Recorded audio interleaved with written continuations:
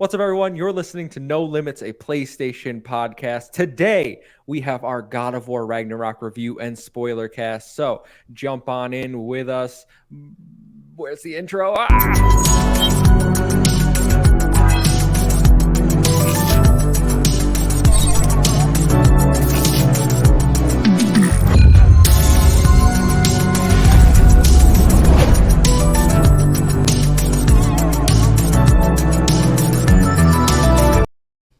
Second time's the charm, folks. That's how we do it here. That intro goes bonkers. Super hard. It's crazy. Did you guys redo that? Doesn't it go hard? It's so crazy. Good. It's the best one on the network. I'm just going to say it right now. Like, awesome intro. Yeah, we redid all our intros. Even though Ethan and I do the Xbox show, we're very much in favor of the No Limits intro being the one that slaps the hardest. One of these days, it's just going to swap, and we're not going to say anything. It's going to say absolutely nothing. Yeah, it won't make any just sense. Change the assets. It'll show Kratos. Atreus. Let's talk about Xbox now. Well, if you are listening, this is No Limits, a PlayStation podcast. I will be your host for today, Kevin. I've taken a little break from Project X Talk to come over here to the blue side to talk about God of War Ragnarok. And we have a stacked panel. So I'm going to introduce everyone first. We are joined by the fabulous Breanna herself. How are you doing? I'm doing so well. I just came from the theater. I watched Strange World. Everybody, please go watch it because I need Disney to make more of this. Interesting. I saw trailers for that, and my only reaction was, why do all of these movies look the same these days? This one's especially special, Kevin. It has a openly gay character as the main character, and the whole time nobody comments on it like, oh, you're gay. Like, it's just accepted, and it's one of the most beautiful things I've seen. And That's I cool. definitely cried at the end because, like, there's this whole scene with the grandpa where he's like, he doesn't even miss a beat because he's like, oh, you got a crush? And he starts talking about the boy, and the grandpa not even missing a beat. I'll tell you how to pick this guy up. It's Awesome. the most beautiful thing. I'm looking at the cover, and it looks outstanding just from the character design. It's so good. Genuinely, please, everybody go watch it. The more money they make, the more likely they are to make more stuff like this. Like, so many POCs in this movie, so many queer people. This is a Disney movie, yeah? Mm-hmm. They poop out money. All right, they're fine. They do, but This is a box office This bomb, is- actually. It's already it's- been labeled this one. yeah. It's rough, yeah. yeah. Never mind what I said. Disney makes a lot of money. I'm not worried about Disney, the company. I'm worried about more movies like this because we need more representation like this. So, All right, well, that's what awesome. I did, and it was fantastic. Go watch it. Awesome. Well, that's good to hear. We are also joined by my Project X Talk co-host, Mr. Physical Copy himself, Ethan. You're recovering. Good to see. I'm feeling better. I'm coughing up all that crap that sits at the bottom of your lungs. Isn't that just that's the a lot. worst? You know what? It's bad, but like it feels great. Like when you're getting it all out, you're like, this is the best feeling ever because I've been in Like, bed oh, for this is 2 great. days straight. Yeah. You ever think you're like, I'm the one that breathed this in? If I had just blown my nose, then maybe we wouldn't be here. No. Yeah, because you sniffle and it goes down in your throat, and then you gotta get. I don't know the science behind it, but I'm not a That's the doctor. science in my head. Doesn't No. sound right, but I don't know enough about it to Yeah. dispute it. So But no, I feel like I'm on a different world today. I've been playing Pokemon all day, which is nuts. Okay. First time since I was like 8 years old doing that. I'm drinking banana pudding moonshine right now, and I'm about to sit here for an hour and listen to a guy tell me that Ragnarok's writing is bad. So I'm on I'm on Mars right now. This is nuts. We're gonna have a great show though. I'm really excited. I think it's funny. You only think I'm going to take an hour. Oh no, this is gonna be your funeral, Kevin. There it is. I'm prepared. Kevin canceled. Put him on the Can't pyre. show his face yet. We are also joined by our two special guests from the Friday Night Gamescast, Will and Nick. Nick, I'm going to start with you. How are you doing, buddy? I'm doing so good, Kevin. Thanks so much for having us back in here. You know, I feel like we low-key invited ourselves onto the show a little bit just because, I love you guys so much, and I loved working with y'all last time. And I was like, I want to do a big ensemble, and what's the best place to do it? Save the Game Media, PlayStation, No Limits. So I'm really, really happy to be here. You know, we actually just recently had our most recent episode put out, episode 28, came out last Friday for the Friday Night Gamecast. We talked about our impressions of this game. I had some interesting takes on there. Will is the one who's trying to rein me back in, but it's a really, really good episode. So we're doing great. Happy to be here. So what you're saying is, Nick, Where No, you don't and connect me. with Kevin. Don't do it. I don't know do it. about Band that. I together, platinum this game. brother. I No, platinum Nick this saw the game, error. Kevin. He I saw don't the know error about of that. Wayne. Don't look That's that what way. happened. He was about halfway through, and he was like, "Man, I don't know about this. I don't know about that." And now he's like, "Okay, I'm on board." We're just gonna like go like this, Sean, Kevin. Well, Will, how are you doing, my friend?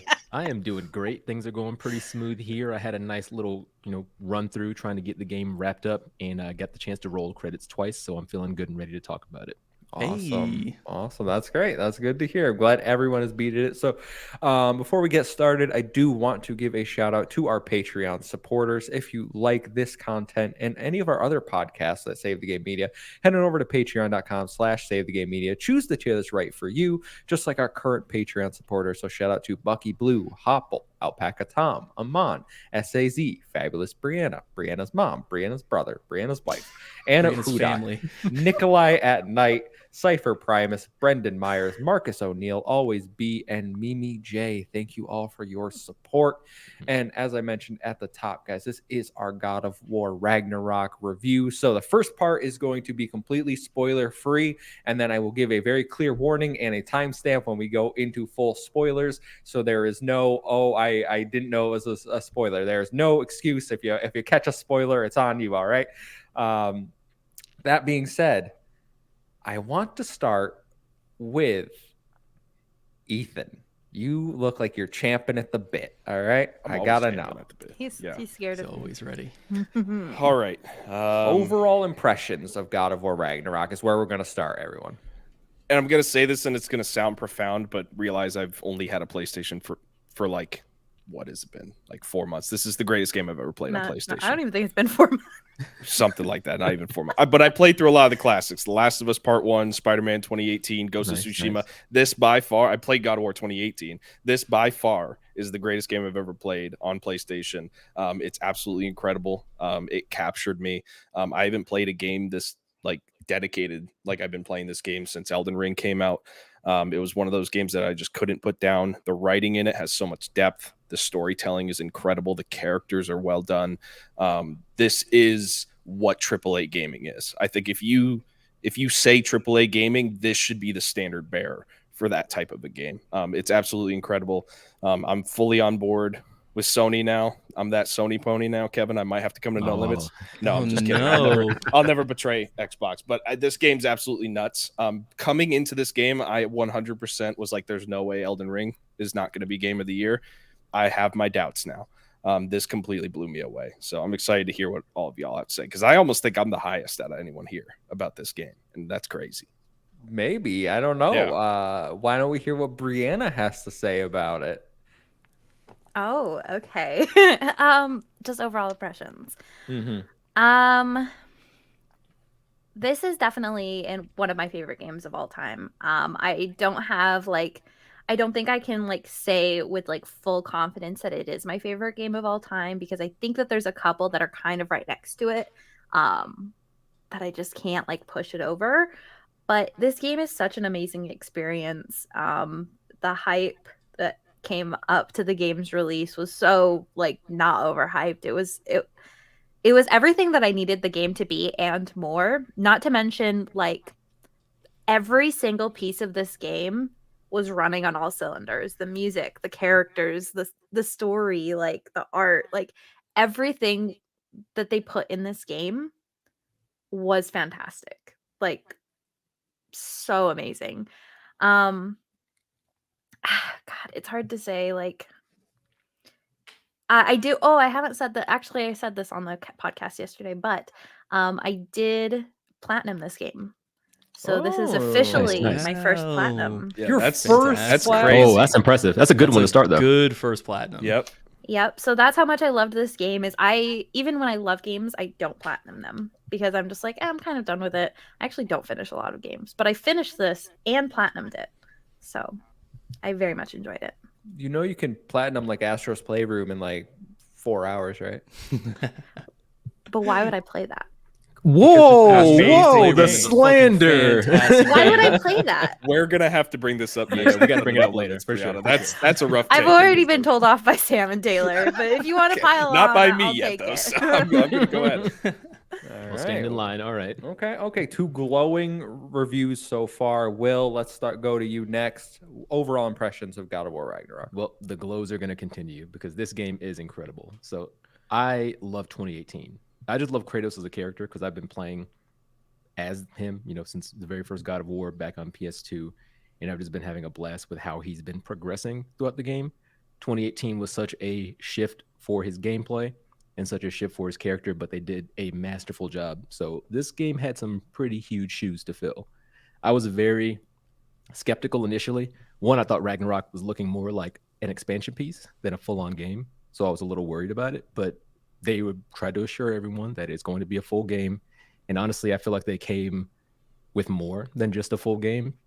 The fact that they have so many throwbacks to Kratos' original, trilogy, and then a couple even side games and like the older PlayStation era, and then wrapping up a lot of the things from 2018 with him and Atreus. It's honestly one of my favorite games of all time. I feel like I'm very much in the shoes of Breanna, where I'm like, I don't know if I can say 100% that it is my favorite game of all time, but it's so high up there. It's easily fighting amongst the maybe like top 3, top 5. So it's difficult for me to find something I don't like about this game. I'm sure Kevin's going to give me a couple of things to mull over eventually as we get into it.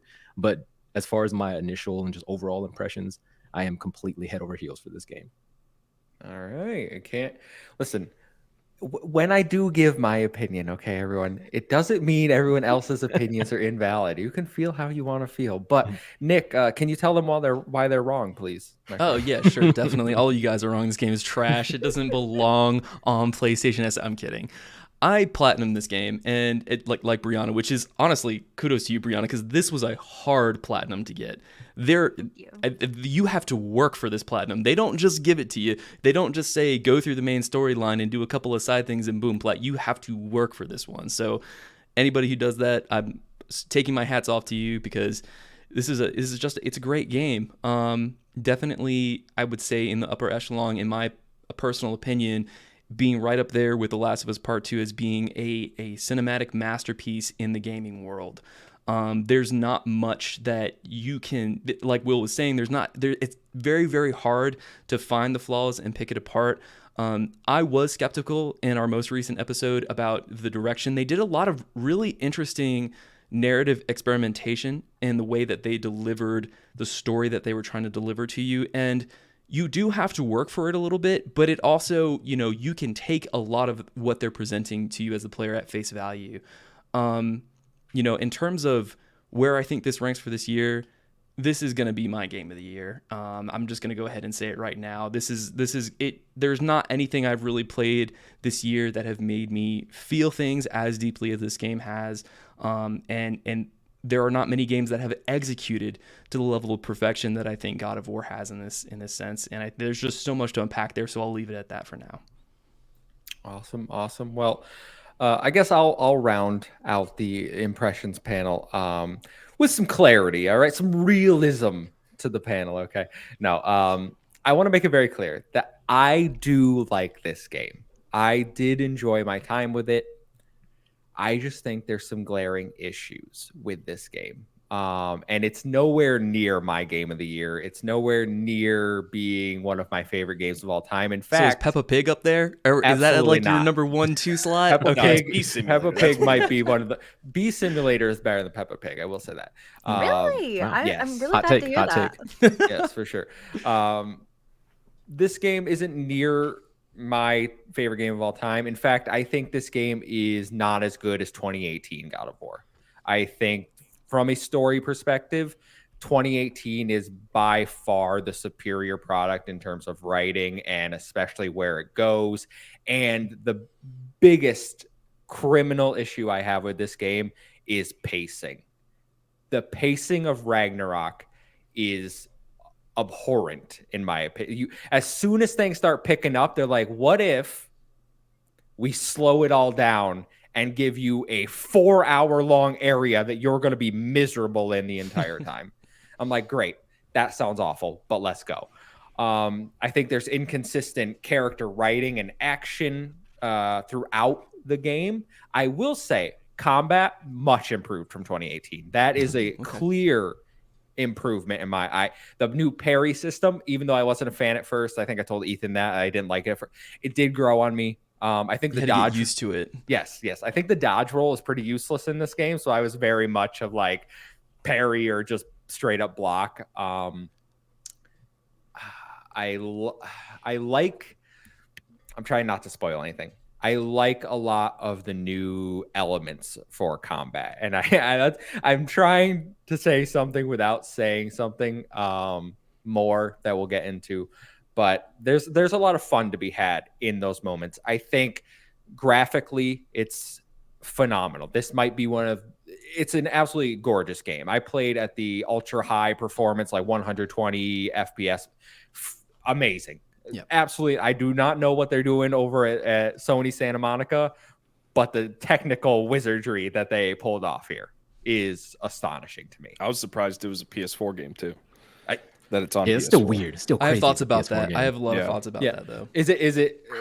We can talk about that too, because I do have some, like, there are clear indications to me that this is a PS4 game, considering the amount of like hidden loading screens, like, oh, lift this rock every 5 minutes, like hidden loading screen after hidden loading screen after, like, that is where I think the pacing really, you felt like, okay, if this was just a PS5 game, they probably wouldn't need all of these intermittent, like, squeeze through this little crack and have some dialogue to hide the fact that we're loading. Does it take away from my enjoyment? Not really. It does bring the pace down, which is what my big issue was. But like I said, I like the game. I think there's a lot of good here. I just think that there's some glaring overall issues that I have with it. Bree, you look like you're already ready to attack me. I am trying to be so kind, because you're right. You are so much entitled to your opinion. I just feel a little frustrated with the way that you play video games, and that you blast through video games like it's literally going out of style and you have 10 minutes to live. And it just, I'm trying to remember that, like, you're allowed to your opinion. I just wish you had taken your time with this game and like really enjoyed it, rather than just like played through it in like 25 hours. And okay, fair. But counterpoint, I think the game's about 10 hours too long. Like, it could have cut about 10 hours of this, and I felt like I wouldn't have missed any of it. Counterpoint, wow. I think it was 10 hours too short.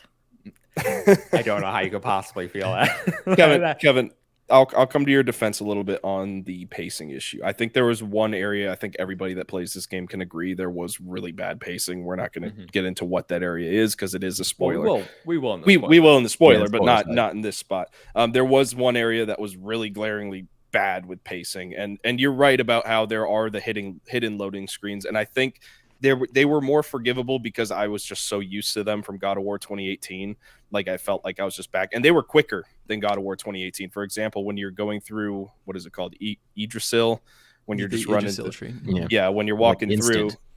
Right when the dialogue ends, the door's showing up for you, right? Before, it was like the dialogue ends and you're still kind of walking along for like a couple seconds and then the door will show up. So things just felt quicker in this game in terms of those loading screens, or those pseudo loading screens like you were talking about, but they were still there. So you're right on that point. But yeah, the pacing for me was actually probably perfect, except for that one really bad area. And I'm wondering if that bad area was just that put a sour taste in your mouth about the rest of it. I don't know. We'll have to wait and see once we get into spoilers, because I really want to talk about that area. I just don't think that the game itself is conducive with the way that Kevin plays video games, which makes, like, that's where I'm like, okay, Kevin's opinion is then, like, that's why I'm like, okay, this makes sense. Because if the game doesn't work because it's like the way you play video games, then I think that you know what I'm saying? Like, well, like, or what you expect out of your experience in the game. Sorry, I didn't mean to cut you off, Ethan. You're fine. I think that a large part of what this game is they have an audience, and they are zeroed in on that audience. Yes. And unfortunately, that doesn't leave a lot of wiggle room for people maybe like Kevin, or maybe like other folks who maybe want more of a whimsical in and out under 5-hour experience. And that is not what this game is. Yeah. And real quick, to Kevin's defense again, I don't know why I'm defending you so much. Yeah, I don't know why you are either, Ethan. We were supposed to be friends here. Hold on. But as as developers, you should be able to do pacing correctly, whether a player wants to do all of the side stuff and 100% it, or they want to mainline the main story. You know what I'm saying? Like either way the person plays, because if you're offering it up as an optional thing, then it's an optional thing, right? You're going to have players that just want to do the mainline story. They don't care about trophies. They don't care about side quests. They just want to do that. Pacing should feel good either way, but right? However, Kevin did do some of the side story, but not all of it. Yeah. So, and right? I will say, and you guys can jump in, I actually think some of the side content in this game is better than parts of the main story. I would agree with that. I would agree with you. Yeah. Side content's incredible, yeah. They're like, well, the characterization of some of the main principal characters, like if you do not do the favors that are a part of some of the side quests, you're missing 75% of the basic understanding of what those characters. And kind of to your point there, that kind of leaves a little bit of a question of like, should this have just been integrated into the main storyline but for the sake of time, they just put it off and they said, oh, we want this to be optionally 20 to 25 hours, which it seems like it was. And that actually brings up one of my big issues with it is after you roll credits, there's side quests that you do, and things that are said during those side quests should have been in the main story. They answer things from 2018 that weren't answered if you just do the Golden Path. There's still things unanswered from 2018, which is like, that's one of my concerns with the writing. Like, it boggles my mind that like, okay, we're going to only do 2 games, but we're not going to answer everything. So what does that mean? Are we ever going to get those answers? Obviously, God of War is... What were your questions open-ended at the end of 2018? Who blew the horn? We know that answer, and I won't answer the question right now because we don't know it. We do know the answer. I just listened to Kind of Funny Spoilercast with Eric Williams, and he says we don't know it. Only Corey Barlog does. He said you have to ask the other guy. Yeah. I'm fairly certain we know who it is, but we can, again, that I feel like that gets into spoiler territories for the game, so I will not discuss that at this time. I don't want to like debate it right now. There were just like... Yes, I understand that there were parts of the game that they like, oh, you clearly see like they're answering this without telling you to it. And I can, and well, when we go into spoilers, I can point out what exactly I'm talking to. Like, you clearly can piece together some things, but I would have liked them to have a discussion about it in the main story, just to spell things out a little more, because I guarantee you not everyone's gonna be able to understand like, oh, that's this from 2018. Like, I get it now, and like I can see how we're connecting these dots, even though I think some of it doesn't make sense. I do think maybe I did go into this game expecting certain things to happen, and the fact that they didn't happen has rubbed me the wrong way. Okay. And it's not a spoiler to say, what did you expect? Well, it might be a spoiler if I say because then it didn't happen. Yeah, it didn't happen. It didn't happen. Yeah. So there are things that people were like hypothesizing, like, oh, this is clearly going to happen, and then it's going to lead to this, or like a big one was, I'm going to tell you right, time travel. A big one was time travel that people thought was going to happen. Doesn't happen in this game. All right, there's no time travel. This we need to move. No spoilers. No spoilers. No spoilers. That's what I'm saying. No spoilers. But in the main, if you just do the Golden Path, there's no time travel. That's all I'm saying. I think you missed something. Yeah, no. I agree. You missed something. In what world? It's okay. We'll tell you after the cut. We'll tell you after the wall for sure. Okay. All right. Well, okay. We can move on from general impressions, guys.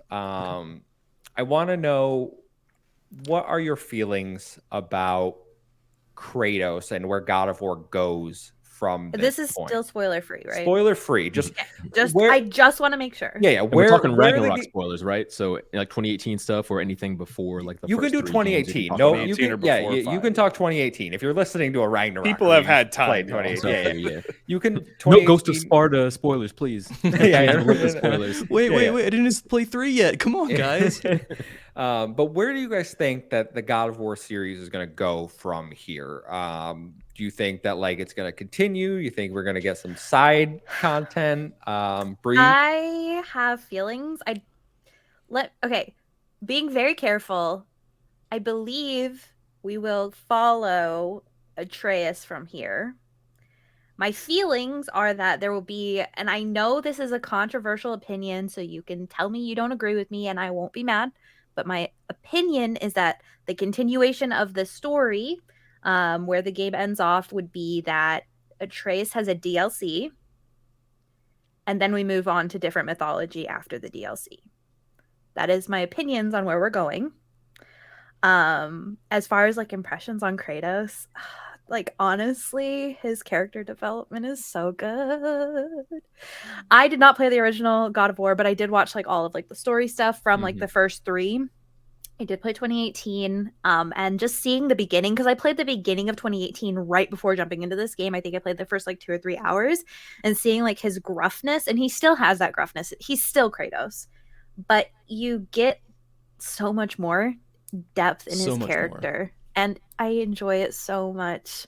I enjoy it so much, and his depth in his relationships and stuff like that. So good.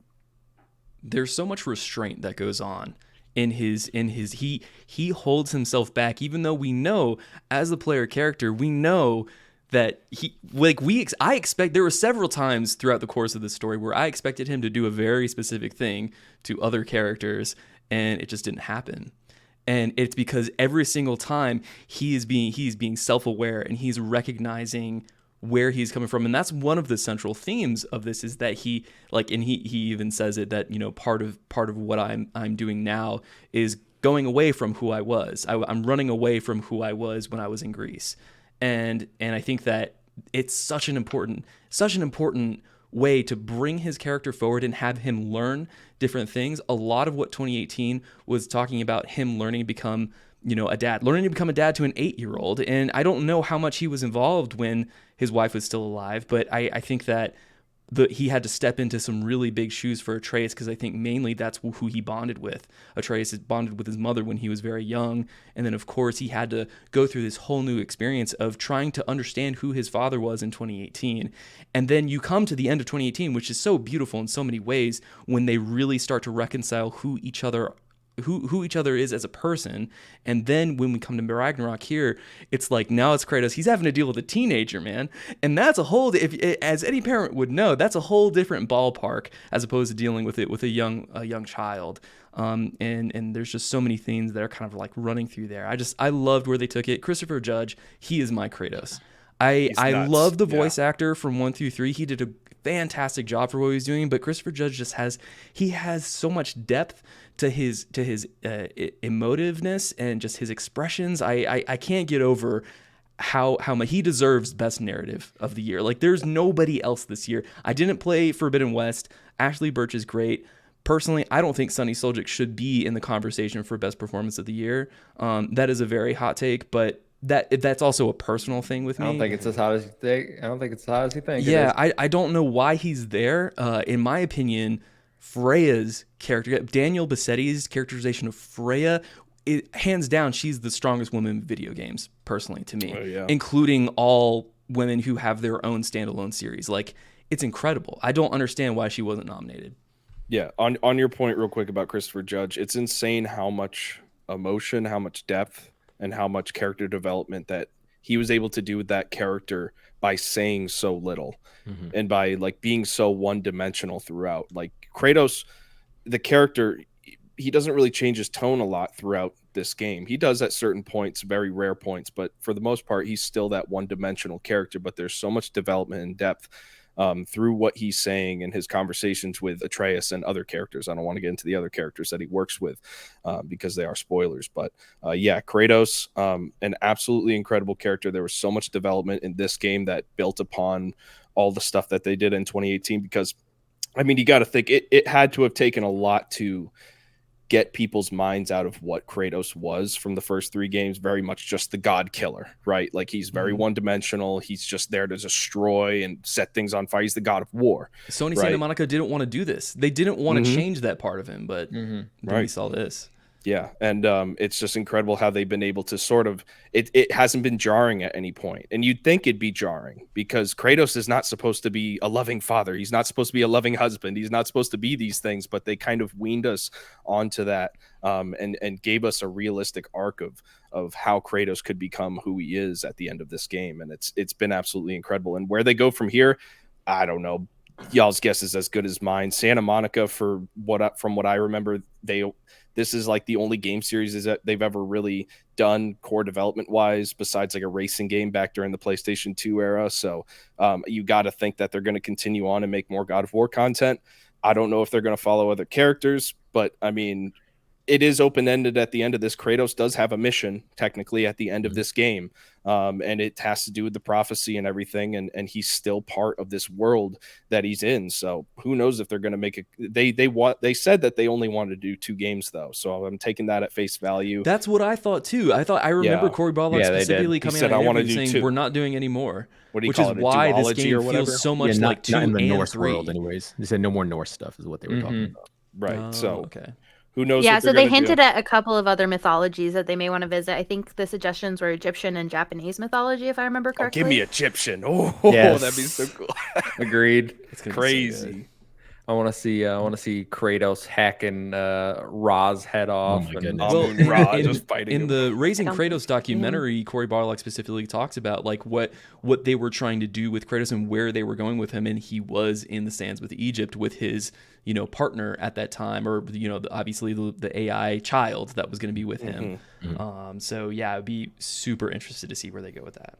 Yeah. But just love to see more Kratos though. So just kind of talking about how Ethan and Nick were talking about Kratos. It's not really disagreeing, but I do want to kind of expand upon some of the things that y'all were talking about. Specifically with Kratos possibly being like more of that one-dimensional character, or him like running from himself with Greece. I luckily never really saw it that way.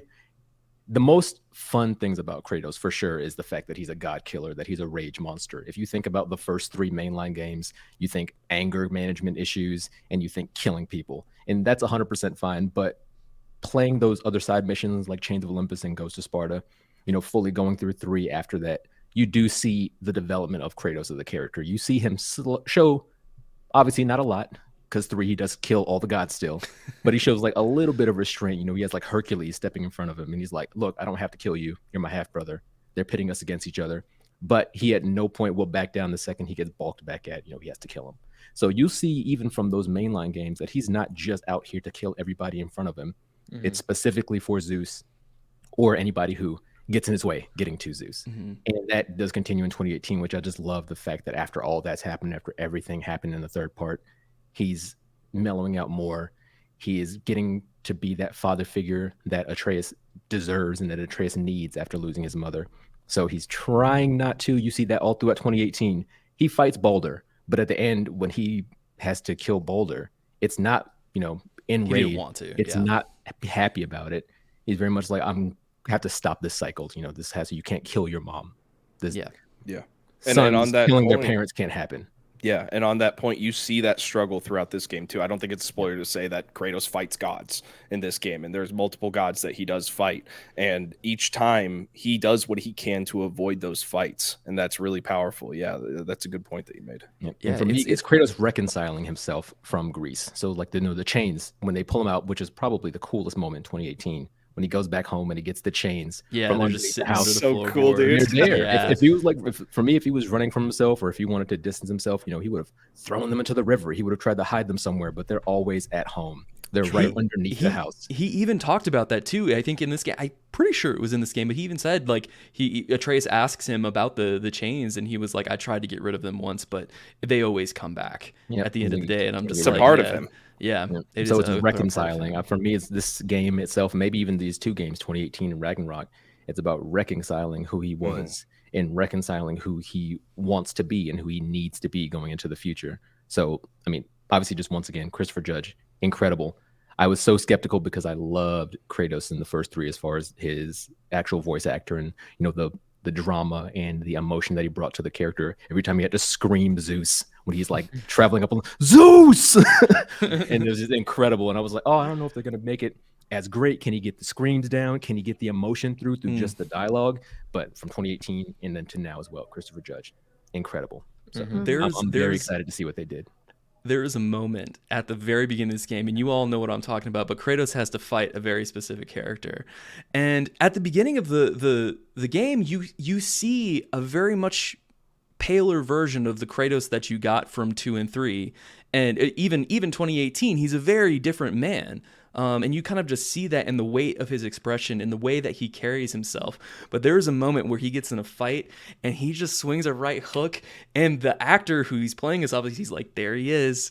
There's the guy I was looking for. And I said it the same time he did in that cutscene, and I was like, oh my God, this game is so good. But yeah, that's just a little bit of a nerding out moment. But exactly like what you're saying, Will, it's so much of it is about, you know, the reconciliation of his past life and really accepting himself. And that, just to clarify, that's kind of what I was driving at, is that he talks about running away. I came here because I was running away from who I am, but I realize now that these things don't just leave you. They always follow you everywhere you go, you know, just like your past actions, your past decisions. And a lot of that is just incredibly powerful. Yeah, no, I listen, do I love everything Kratos does in this game? No, I don't. I do think for the most part, he is pretty well written, though. There are certainly some moments where, even if he doesn't say it, the mocap and the animations clearly convey like a powerful message of how Kratos is feeling. And that is great. But what I really love is right away they establish, as you were saying, Nick, this isn't the Kratos that we saw in 2018. Like, it's been a few years since 2018. Atreus is older. Their relationship has evolved. It's no longer boy. Like, he is much more of a friend to Atreus, I feel, or he tries to be from the start. Like, they have a very different dynamic and relationship, and I like it a lot more than him like trying to boss Atreus around. He shows like, him more respect. Domineering father. Yes, that's a good way to put it. He shows him more respect. He's like, okay, my son is turning into his own man, his own god. I have to like treat him as such. And it comes across as a much better dynamic, where I know a lot of people didn't like Atreus in 2018. They thought he was like an annoying little brat. And certainly there are parts. He kind of was. You ever been around an 8-year-old? I mean, that's literally all of them. Yes. So I like Kratos a lot. I think they've done a really good job. I would like to see a different mythology. That being said, take a break. Let God of War rest for like a while. Give me the DLC first, and then you can rest, because DLC. they already have the world built for the DLC. So just let's get the DLC out, please. Brianna, I do have to like push back. I don't think we're gonna get one. I mean, I don't think that they made one for 2018. Am I wrong? They didn't. About that? They were very specific about it. The only reason that I say that is because I don't want the next game to be the same thing again. I don't want the next game to be like, hey, let's just explore this world all over again. Egypt this time. Yeah. Because I want the next game to be another world. And since they already have this world built, like, unless they go to another world and then address so unless they go to another world and then address what Atreus is doing currently, because Atreus is like, I'm gonna go do this thing, right? He has like an objective he's doing. I want to go do that thing with him. And now is a perfect time to do that, since they have all of the assets built. They would just need a little bit. They could build maybe a couple extra areas so we get a little bit more expansion, but like we're already there, and I want to see all of that happen. So I don't want the next game to come out 3, 4, whatever years from now, I was thinking and like it 8. just be the same world again, where we just explore with Atreus. Yeah, Breanna, I would agree with you. I think they would be nuts not to capitalize on the ability to follow Atreus into what he's going on to next, because that's the most interesting thing leaving this game for me is like, what is Atreus about to go do? What is his next mission? And you could do that and have Kratos doing what he's doing in the background. You don't have to play as Kratos, but you can make the world sort of be moving in the background off of what Kratos is doing, and sort of tell that story that way, where you're not actually playing as Kratos, but you're playing as Atreus and sort of doing his own missions. I think that'd be great. So that brings up another point, and I don't know how you guys would feel about this, but what if they kind of branch off instead of just God of War having both Kratos and Atreus? What if they simply have God of War, and then they could have a God of I don't know, like a God of Mischief series or whatever they're going to call it, and that could be because he's Loki. Just call it Loki. Yeah, whatever. Yeah, they could literally just call it. That would Loki. be a cool title, Loki. I would buy that. Like, yeah, have those branching stories, because I'm sure at some point they will, like, I mean, they're father and son, right? It'd be a little weird for them never to like talk again. Well, yeah, of course. Yeah, but I think my suggestion is more of like a DLC. Okay, so I tell me if I'm wrong. I have not played Spider-Man because I'm way worried about getting motion sick. Do you know how there's like the Miles Morales like expansion where it's like kind of a DLC but kind of basically a new game? Yeah. Right? Like, couldn't they do that? They could do a focused story.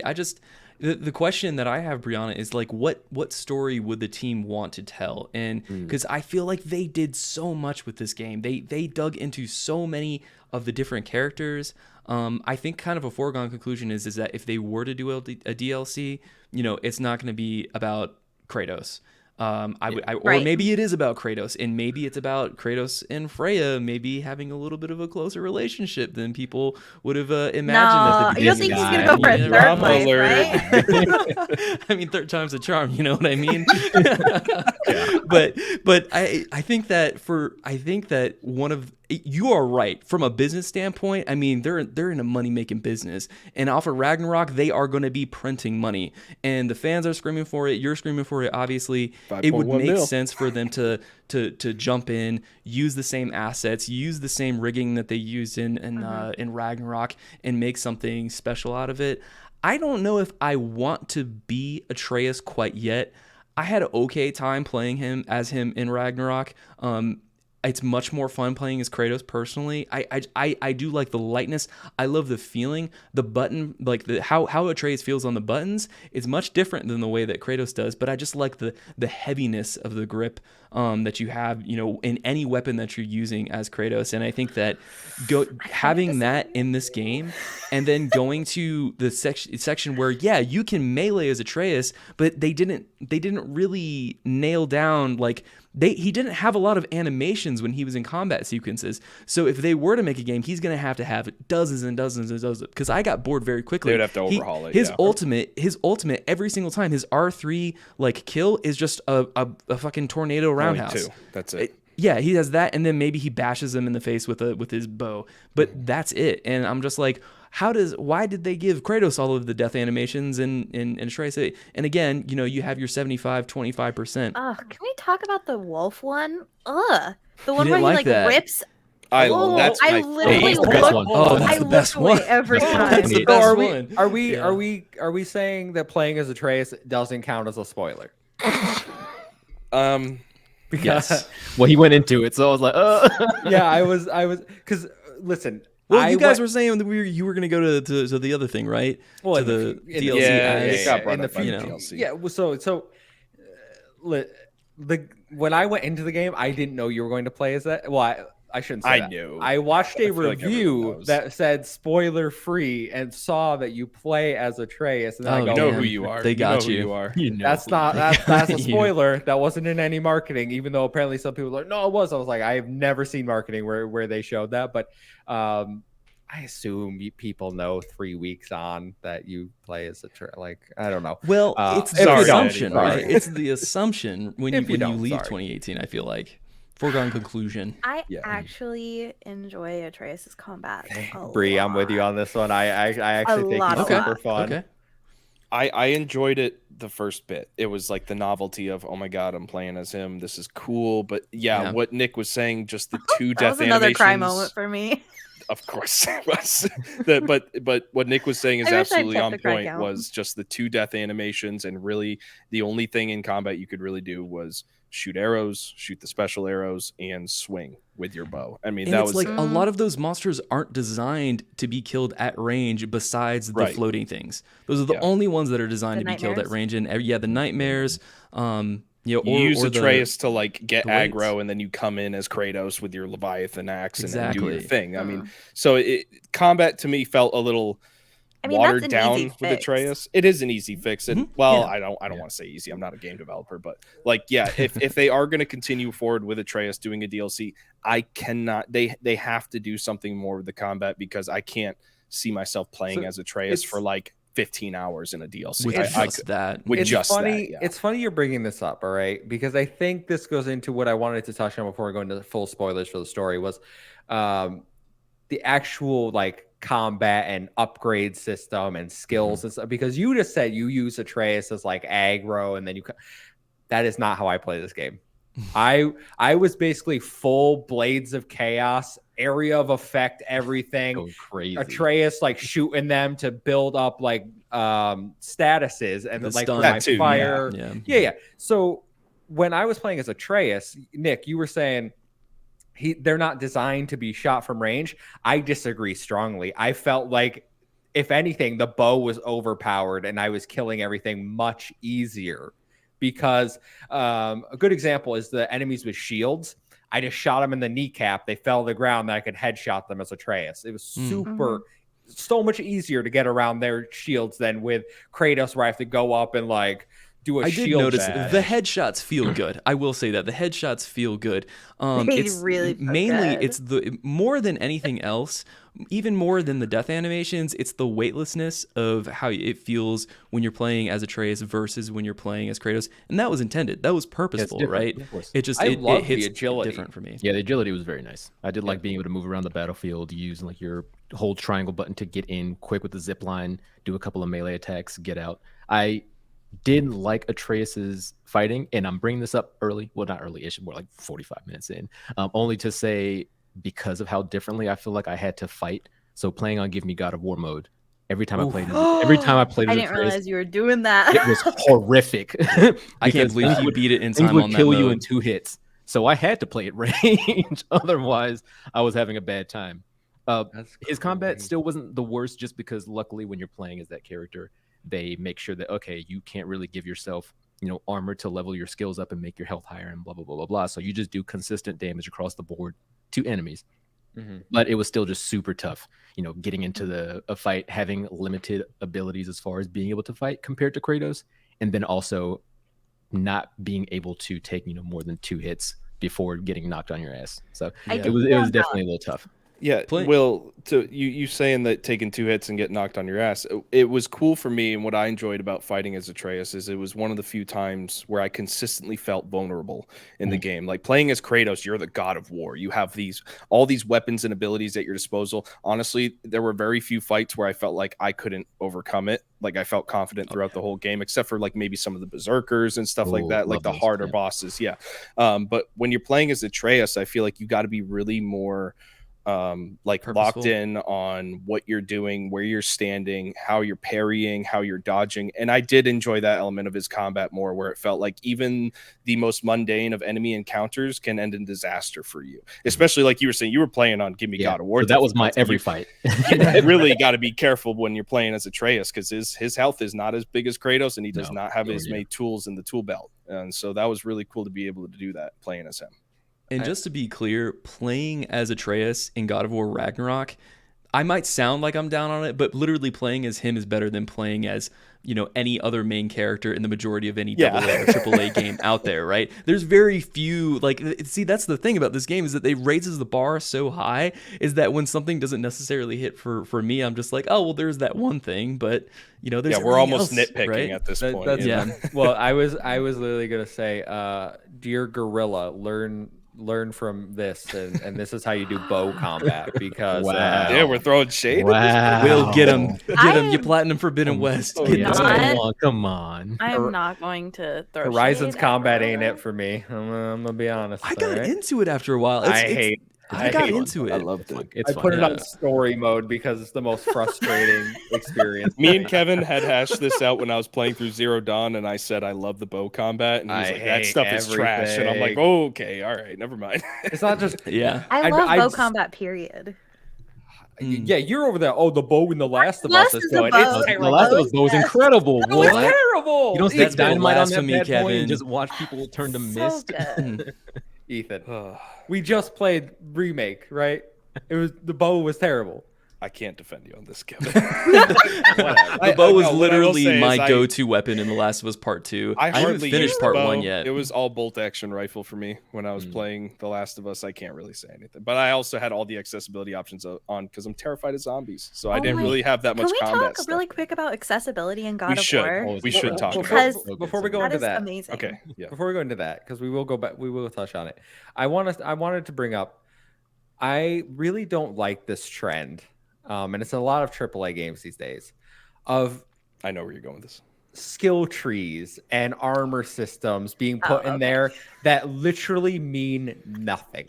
Absolutely nothing. I upgrade all my skills and I don't even bother to read them because I was like, I don't use any of them. Don't matter. The armor never felt like it made a difference. I think I'm level 6 now. Great. Like, I really do think that depends on what difficulty you're playing on. 100%. Because I'm sure Will paid very close attention to what skills he was unlocking and what he had whole builds leveled out. You talk about somebody being like you said, like, oh, I'm level 6. That doesn't matter. If I'm fighting someone level 6 and I'm level 6, I'm gonna have a bad time. If I'm fighting somebody level 8 and I'm level 6, it's impossible.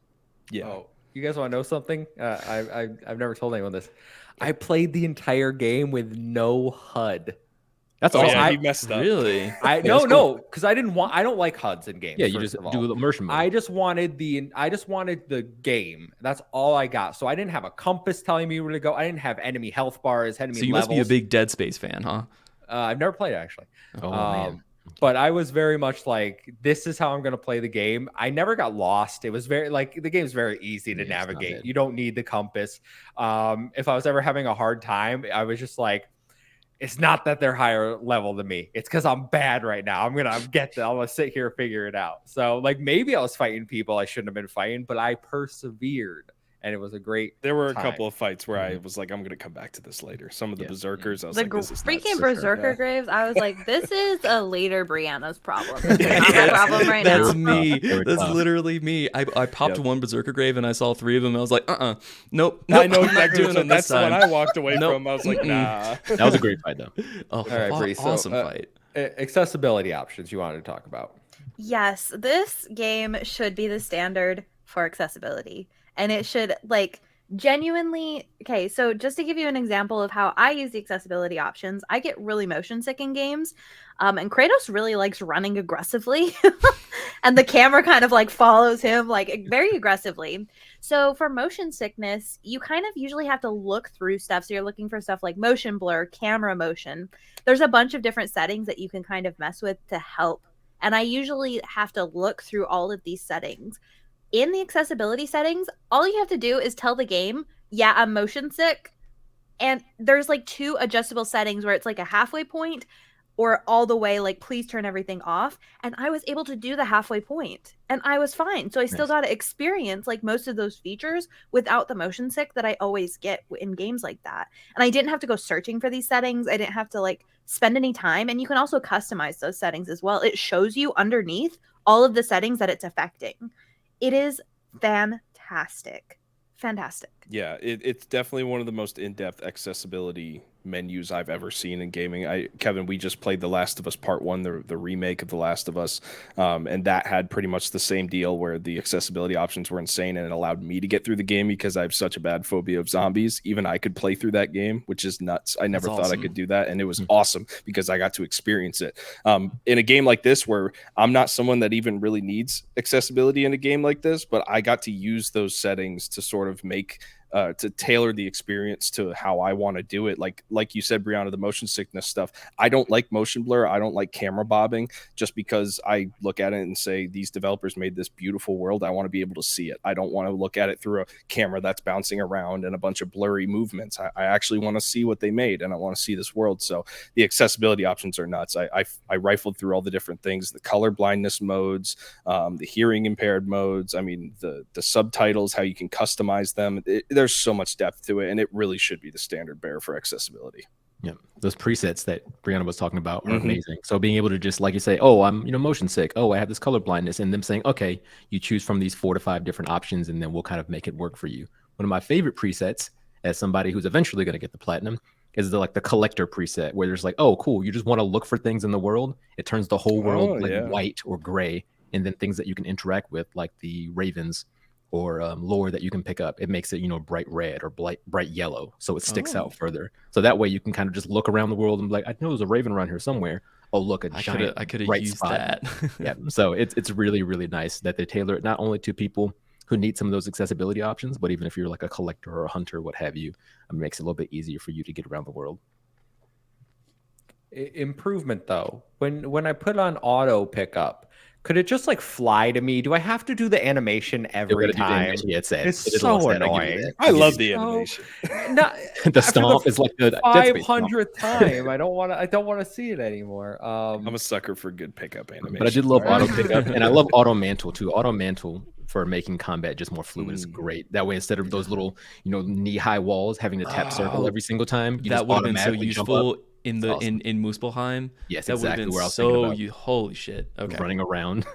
Another accessibility option I want to highlight is the checkpoint system for mini bosses. And this got me through a couple of fights because I'm not going to lie to you guys. I'm not the best at video games. I love them, but I'm not like a pro player. I put 60 hours in the Elden Ring. I can hang with the big dogs, but like I'm not the best. So there were a couple fights there where I threw that setting on and it's like I respawn with full health and they got a half bar. I just want to experience the game. I'm getting too frustrated with this fight. So I love that setting. It's crazy. Because most I didn't know that existed. I didn't know that existed. You should go through the accessibility menu. Most Genuinely, definitely. not only is it like fun to look through, but like you also will find stuff like this would really help better my experience of the game. You know what I did like in this one compared to 2018 was the checkpoint during boss battles. So that was very nice because a lot of the bosses would have like 2, 3, 4 parts, and you wouldn't have to start all the way from the beginning scratch when you died. You would start. So like I really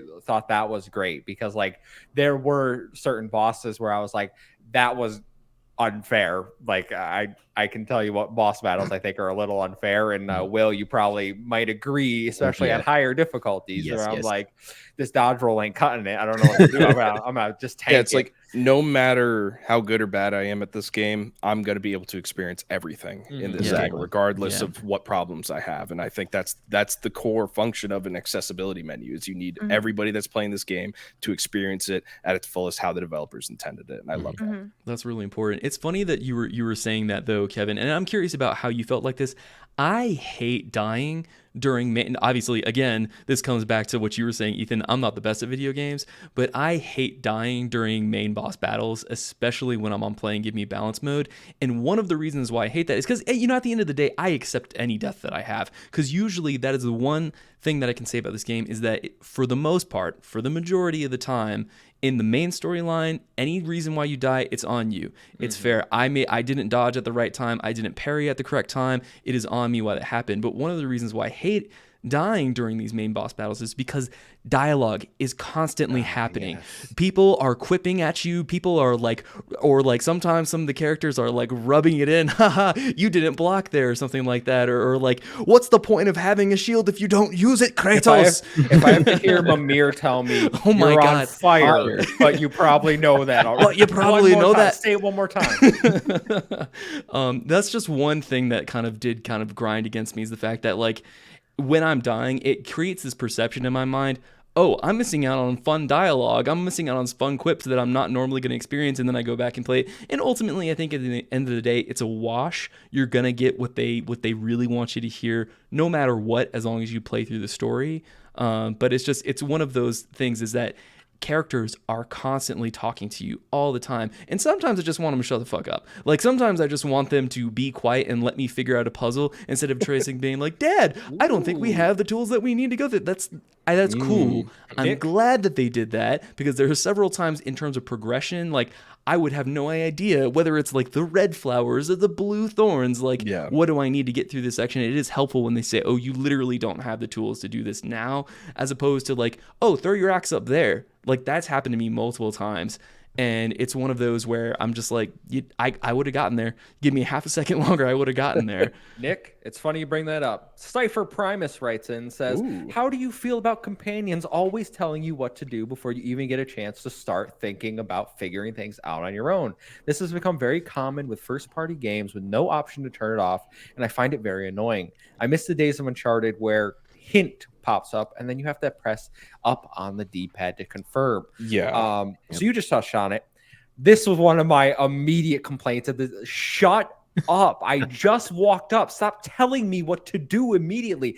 Like, this isn't just a God of War problem. This is a Sony first party problem, because I played Forbidden West like 3 weeks before this game came out, and Aloy immediately be like, maybe I should jump up there. Like, shut up. Like, oh my, you know what? There is an option to make it less in Ragnarok, and it's still too much. Just stop. Tell it. I can think. I'm a human being. I have a brain. I know some people hate puzzles. Some people don't. Some people need it. It's not me. I don't. Head empty, I don't get no it. thoughts. Yeah, like I'm super fine with that being a mechanic in a game, but give me the option to either turn it off or give me a slider that tells me like, hey, they won't say anything unless you're running around aimlessly for 2 minutes straight. You know what I mean? And you know, that would be nice. Partly it could be because of Sony, I think, got some backlash like a while ago about how hard their games were to platinum. And so like, I think The Last of Us Part 1 came out, people were upset about that. And I remember them saying like, oh, our games are going to be easier to platinum going forward.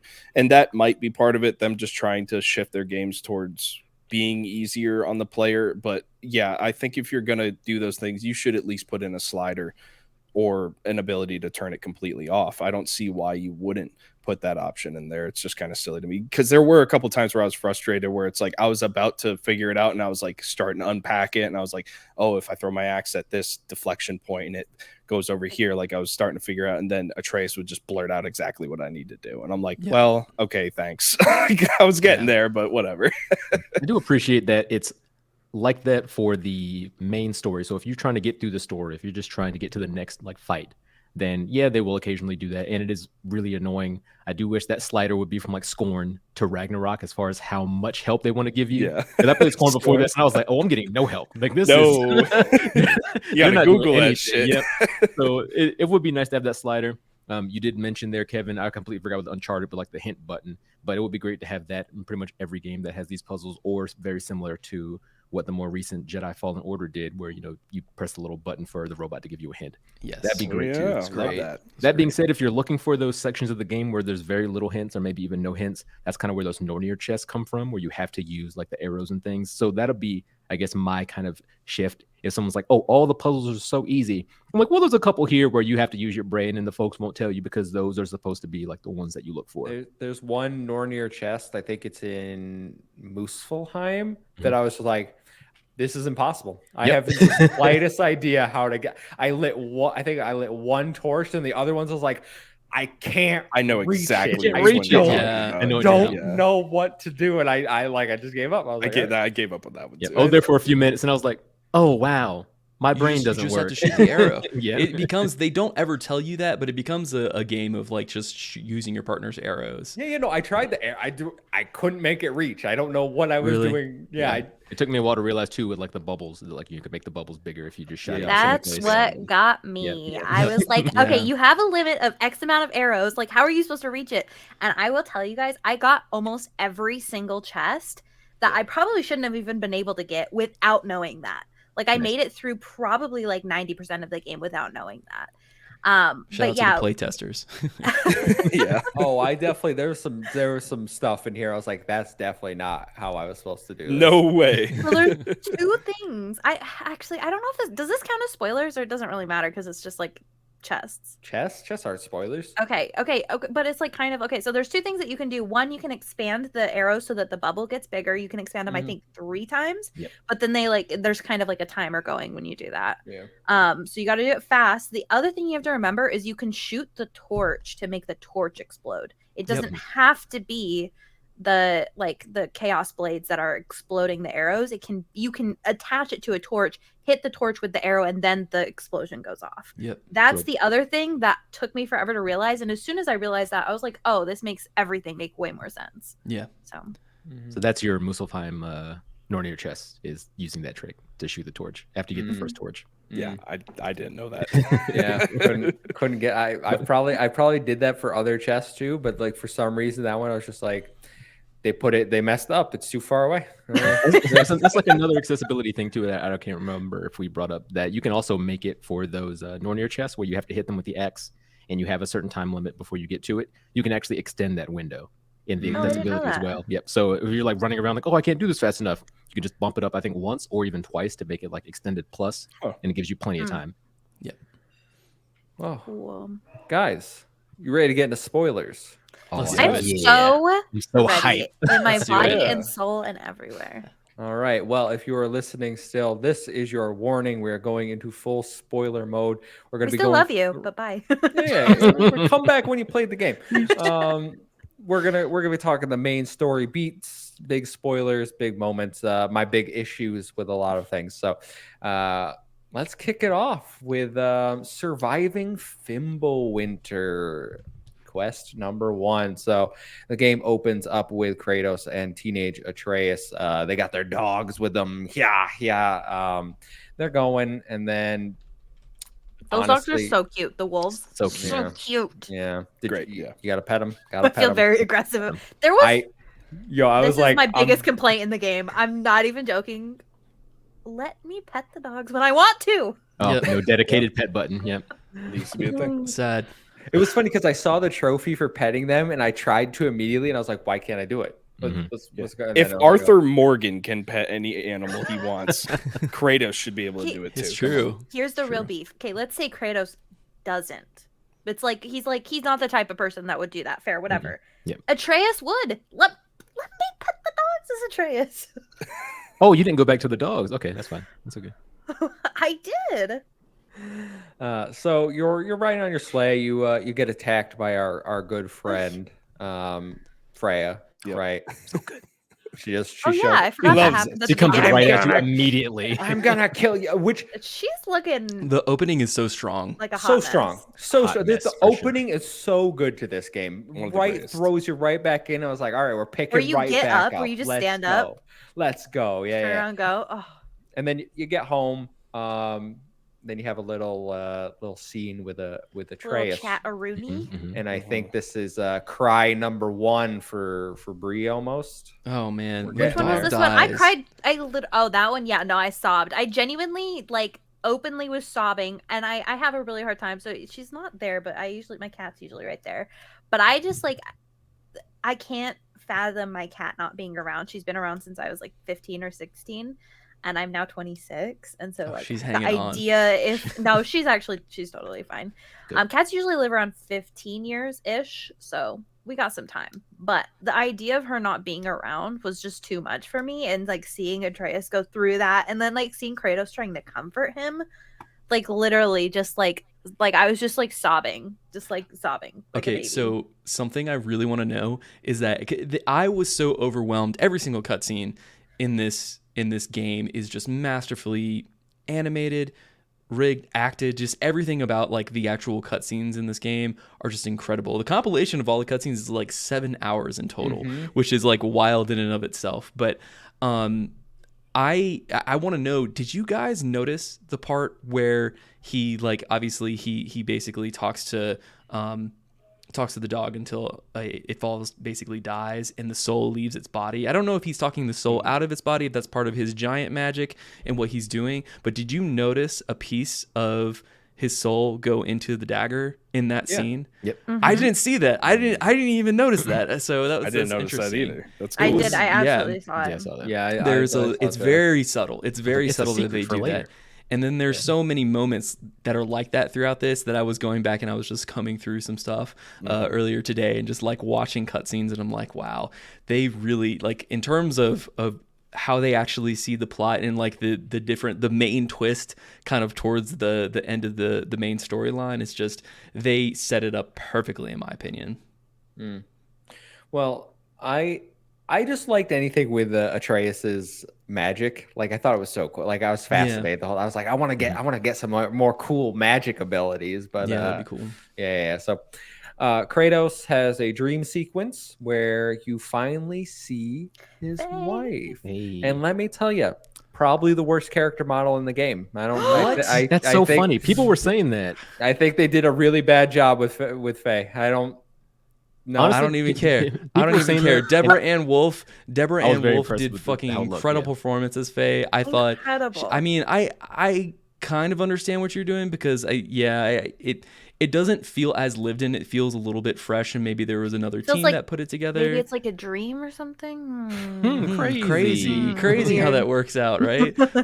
But no, actually, I didn't. That was one of the big things I didn't think that we were gonna get, is actually coming face to face with LaFaye, and the fact that it's like Deborah Ann Wolf. From the beginning, I was just like, my mind was blown. And did you see her tweet too? She was like, "I'm so excited, I can finally say something." I was so happy for her. Oh no, I didn't see that. That's really awesome. She like finally said something. She was like, "I've been so quiet about this because I didn't want to ruin who I was." Right. And then she tweeted about it finally. I was so happy for her. It's just so interesting because throughout the entirety of 2018, Faye is always talked about in the third person, as she usually is for the most part of this game, besides the main moments where Kratos falls asleep and he comes face to face with her. I don't know, maybe if it's a dream or if it's a recollection. I almost feel like there's still magic in him. I think it's a message from her. I do too, because she literally put her hand with the same paint that she used to create the stave around their homestead on his head. So I think that was like, he was having a flashback at a certain point, but it was also like magic that she embedded in him. I'm not sure what you guys felt about that. I absolutely think some of them were dreams, but I think some of them were just straight up visions. But I can't remember which one it is, but there's one particularly where she's like, "You have to save our son," and that's not something that she would have said in the past. And she was like grabbing him. She was like, "You have to save him," and then she like wakes up and has to go. The thing that complicates that is that she knows all of the prophecies. She knows everything. She knows what Groa did. She knows the stuff that even Atreus and Kratos haven't seen yet. And so it's part of it. I don't know if she was purposefully hiding things from them because she wanted things to play out the way she wanted. Hiding things. Oh yeah, she definitely was. Yeah, that's why I took it as face value as far as being a dream. She could already tell from the Jotnar, just kind of magic in their abilities what the future was. They already mentioned her shrine that was destroyed, and then you find out later on what happened to it in the story. So I 100% believe they were just straight up dreams, but she was just trying to tell him from the past, obviously, is like, hey, what's going to happen? What's going on? And he was remembering it as he continued down this story. Yeah. So we wake up from the dream sequence, and Atreus still ain't home, and Kratos is like, "Where are you, boy? It's 10 o'clock. I don't know where you are." That's an old TV reference for people that might get that. But nope. you saw on the TV channels, it used to be it's 10 o'clock. Do you know where your kids are? Right? That used to be a thing. No? Okay. Is that like a New York thing? Sure. It might be a New York thing. We're a bunch of rascals. Could just be a Kevin is old thing. Not that old. Yikes. I know, but I like saying that. Yeah. Because when I say, "Oh, you're not that old," you argue with me. I'm like, "No, I'm pretty old." So now I'm just like leaning into it. I'm like, "Fine, Kevin, you're old." He's old. All right, Kratos goes out to find Atreus, and he finds a bear instead, Bjorn, or the Bjorn just means bear. The hit mute one.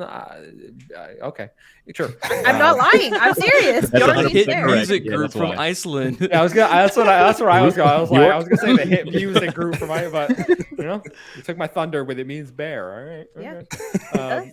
I know because one of my coworkers was gonna name his son that. It's a cool name. It's a really cool name. You beat the hell out of this bear. Turns out it's Atreus. Oh my god. He almost kills that thing. Guilty. He almost kills that thing. I'm like, oh. We talked about. I said restraint earlier, man. He almost he was right there. And to be fair, if you had played 2018 directly before this, maybe a little neck snap would have been a little cathartic.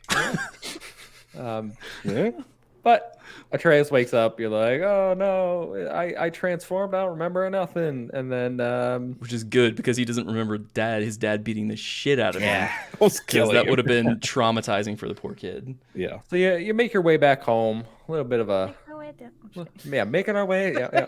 Okay. And you get home, and who's there? Well, it's Thor, and we're finally back to the end scene from 2018. Oh, so good. And Thor's like, "Can I come in? We gotta talk." He's super polite about it. He shows up. He's very polite. Super polite. So he has a little chat with you and Odin, right? And they're like, we don't want a war, we don't want Ragnarok. And I gotta say, the actor that plays Odin, phenomenal. Richard Schiff is incredible. Phenomenal. Incredible. I love him from The Good Doctor, and when I saw he was in this, I'm like, this is such a great. He's been in so much. He was in Seven. He was. I mean, his main thing was The West Wing. He was the chief of staff or something from The West Wing. And Thor is that actor from Sons of Anarchy. Loki, the Oh, I bigger didn't know brother. that. Yeah. than He was Jax. also in Remember the Titans. Yes. He was the quarterback from the Remember the Titans who gets his So legs good. knocked out. Spoiler for Remember the Titans, I guess. but yeah, no, like fucking incredible Great performance cast. from both It's of those nuts. two. Yeah, I was very Star-studded. impressed with Odin Mhm. for sure. Because at first I was like, oh, I don't know how I feel about Odin coming in Yeah, like this, talking Thought like he'd be Larry David. gruffer, you know? Yeah, Yeah, I thought. I me was like, I too. don't know how this is gonna work, but yeah, by the end of the game, But for he's sure, I was shifty, like, okay, and I perfect. like Yeah, Very I perfect. love Kevin. I watched the same review you did with Eric Williams, and he said kind of like what we were thinking of when we were writing Odin was that we wanted him to be like a chess player. We wanted him to be like that old They chess nailed player it. that They you did meet a on the great street job. that's going to fleece you for everything that you have, and he's playing mind games all the time, and I love that interpretation of him. He is like, I know this term gets thrown around a lot. Like, he's masterful at gaslighting. He's so Odin? good at 100%. Odin? gaslighting. Oh sure. yeah. So Oh good. yeah. He's like, oh, you think this is bad? No, everything's okay. What are you I talking mean, about? at the very end, when he's literally about to get murdered, he was like, "Oh, you know, I always loved you. You know, I always loved those wings. Look beautiful on you." Like the guy, master manipulator, masterful. Before we Gaslighting's get back not on even track real. today. You guys sound crazy. What do you mean? Before getting on track too, just talking about with Thor and the Odin entrance, Thor walking into the house, being like, "What's happening next? You're gonna need to be calm and reasonable. Are you a calm and reasonable person?" Just dripping with venom. Oh, I Yeah. was so ready. It was I was one like, of I'm ready the to punch him most- right now.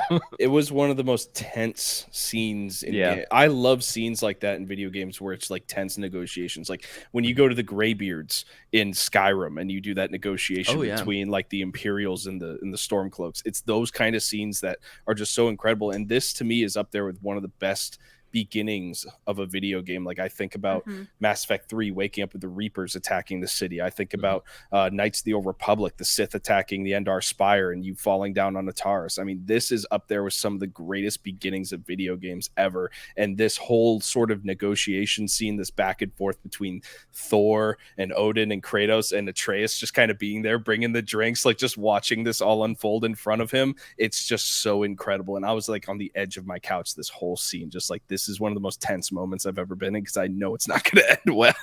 This is going to be interesting. nuts. It's really interesting too because Odin comes to the table with like an actually reasonable proposition. He's like, Yeah. "Hey man, Yeah. like stay out of my business. Like, listen, I don't have any quarrel with you. Like what you did to his sons, that was self-defense. Like we really don't care about it. And hey, check it out. I'll even help you with your Freya problem. Yeah, I'll take care of Don't Freya." even worry about her." And Kratos just stands up and looks at him. He's like, No.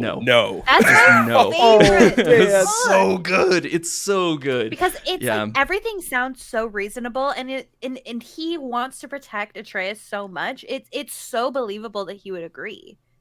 Yeah, But he doesn't Odin make sort deals of with dupes gods. you as Yeah. the player throughout the game because there's so many moments, at least for me, where I'm like, I'm almost like, is Odin the good guy in this? Like, what? Yeah, where especially when Shrewd is you're like, my having- grandpa wouldn't do that. That was like, I was Yeah. like, yo, Yeah. Odin's making a lot of sense right now. Like, He why just is wants to know why that is Kratos beyond being this. so difficult about this? Like, just say yes, I won't kill any more of your family, and we can go on with our Yeah. lives. Yeah, Game he knows a over, liar over. when he sees It one. just the goes back to the Kratos thing as a is, character. like, yeah, absolutely. The thing is that like Odin's goals were reasonable. The way he went about his goals were not. That's where you like kind of lose. He's the 100%. ultimate capitalist. I mean, he's just exploiting everybody to, to fulfill like his end goal at the end of the day, preventing Ragnarok. That's all he wanted. And like even later in the game, when you're playing as Atreus and you're only Atreus interacting with Odin without Kratos there, and you go back to Kratos and the rest of the team, you sort of have that feeling of like, are they just overreacting? Are they the ones being the bad guys here? Like when you're playing as Atreus. And I think that's crazy how that it kind of transports you into the mindset of Atreus during that moment where There's he's a almost questioning his line. father's intentions. There's a line, and I forget who says it. It might be Heimdall, but it's like Atreus is, or maybe it's Thor's daughter. What's her name? Thrud. Thor's yeah. through daughter or whatever. Yeah. So, Thor's I forget- daughter. Yeah, Thor's daughter. It's her But I last forget- name. it's one of them. Yeah. One of them said it, but it's like Atreus is saying all the bad stuff. Odin did it, and I think it's her actually. And she's like, Yeah. "Well, who told you that? Like, you're hearing it Yep. from like what's our side?" And I was like, "She's making valid points actually. Like, maybe Freya is a little like loop-de-doo, and like maybe Odin ain't so." But then it turns out he's actually psychotic. Oh yeah, they said something like, "Oh, you're talking to his ex-wife and a disgruntled former employee." Yes. Employee, Like, yep. Yes, and you're like, "Well, kind of, yeah, actually." you know what? Valid points. Maybe I should hear him out. So after you reject it, Thor's like, finally, it's go time. Blast you through the roof with Don't Mjolnir. take all day. Yeah. And then you have a nice little boss fight where I will say, immediately I was like, this sucks. I got my ass handed to me in this fight. Ass handed to me. Yeah. And I heard the director say it's because they made Thor left-handed and it throws off your timing. Yep. Interesting. Because most enemies they're right-handed because you're right, so it like mirrors you, but they did left-handed. It was a whole thing. I do love the fact that you fake die in this, and then he puts Mjolnir on your back. We're not done yet. Yeah, exactly. Yeah. Apparently, that's one of the things that Mjolnir does, is it has the abilities to bring people back to life, but they didn't want to explicitly do that. But he was like, yeah, we're done when I say we're done. And he's like, I thought, okay, so I did actually watch a video that was like Norse mythology expert like reviews the information that they present. One of the things he talked about is he said that like the ancient Mjolnir doesn't have that ability, but it did have the ability to bring goats back to life, specifically goats. Yes, goats. Yeah. Oh, specifically. Okay. That explains Kratos. Kratos has got a beard, you know what I mean? Yeah. He's an old man. So I think that's probably just how they interpreted They it, took and it's some also liberties. like lightning, right? It also doesn't come back to you when you throw it in Norse mythology. That's not a. It doesn't? That's not a No, thing? it's not a thing. Not a thing. That's an MCU thing. I don't remember. Not a thing. Yeah, it's an MCU thing for sure. But they who cares? It's sweet. Yeah. I highly recommend that you go watch that video where like the Norse mythology expert, I think it's on IGN if I remember correctly. IGN, okay. It I was will really go good. It was check like that a out. 10-minute video, and he kind of reviews it. He harps on the language a lot, but other than that, it's Oh, there were yeah. there were a lot of points in Yeah. this where I was like, I've modernized. never. I love Richard Schiff and I love Ryan Hurst, but hearing them with their like hardened Americanized accents next to like Mimir and next to Kratos, it gives me emotional whiplash when I heard that at first. yeah. So one of the things that bothers, and you can pronounce it either way. I've heard it, but is Yggdrasil. I say Yggdrasil, No, which is like incorrect. that. Yggdrasil. Yeah. I grew up with plenty of other games based on Norse mythology, and they've always said Yggdrasil. We might as well just call him Kratos at this point if you're going to go that Yeah. direction. Kratos. Let's just Atreus. say everything with a southern. Yeah, some accent. people do say Atreus or what they pronounce his name wrong, Atreus. and I was like, Interesting. where are you getting that from? The same people that you got a Yggdrasil from. Yeah. That's other games though. Other games. I'm gonna Google it. It'd be like, But all right. during that Kratos and Thor fight, though, when Mjolnir and Leviathan axe clash and they just stand there while y'all walk in a circle and talk. Woo! And Wow. like the thing, And the I don't lightning even know what tree. they call it. Yes, that thing, and then you Frozen see it lightning, again yeah. later, and he's like, "But I didn't Yeah, fight and him then here." Mhm. Yeah. Oh, that was such a good moment, and like the whole reveal as you go through the side story stuff. Mhm. Oh, Yeah, that was well, so yeah, freaking it was good. so good because he's like, this seems familiar. And he's like, what? It's not important. And they keep on fighting. And then, everything that you He was realize what happens in when you so go denial. Mhm. He Yeah, was like, "No, Faye Valheim. wasn't here." Yeah. What do you mean? Yeah. Like, okay, And who was You're talking here about then? in Vanaheim when you're in the crater? Yeah. Yeah, in the Yeah, crater. he was. Well, I think part of that was it was really interesting because because everything about her was good in his life, I think that he had a hard time accepting that she would lie to him. So I'm wondering if that's part of why Kevin, he I was in just- such denial at the beginning. Yeah, Kevin, just want sometimes- everyone to know I- that I just Googled how to say Yggdrasil, and my pronunciation comes out first, and then they say localization in English sometimes pronounces it Yggdrasil, or there's a bunch of other ones, but I'm just saying That is a really long video. I'm not watching that. it's very long because they go through like 15 different ones, and I was like, okay, The well at guy's least voice I'm is just kind of weird. He's like, too, let me find the so- one that works for me. Let me find the one that makes me justified. All That right, is exactly how things work around here. justified. All right. 100%. Okay, so we beat up Thor. We go back home, and we're like, "What did he say to you, boy?" That was Kratos yelling paid at for the roof. Atreus. Yeah, paid for the roof. Here you go. And he's like, he wants me to go to Asgard, and I'm like, okay, that's weird. Why does he want you to go to Asgard? And then what do they do? Throw the money into the snow. Can I Or just lead your say, money. I think, did all of us know that Atreus made an agreement with Odin and didn't tell Kratos? I felt I like feel- that was. I felt like right off the He bat, was like he was he definitely not telling him the he was whole being didn't, shifty right? about it. Well, he didn't made make like an agreement. He was agreement. like, "Oh, okay," because he was like, "Hey, if you want to visit, just let me know," kind of thing, right? It wasn't like a deal. Yeah, I don't feel like it was a hard deal. It was probably Yeah, just, I didn't okay, get It wasn't like I you know this will door come is invited kind of him. thing. Yeah, I know this Yeah, door is yeah. open. Maybe I'll take it in the future. It was more of those. So we can talk about it after, but it was one of those things where I was like, the entire game, and this is a problem. They're very much always like, we're not gonna follow the prophecies. We're not gonna do, and then they just do it anyway. I was like, why do we have to listen to you arguing about it if you're just gonna go do it?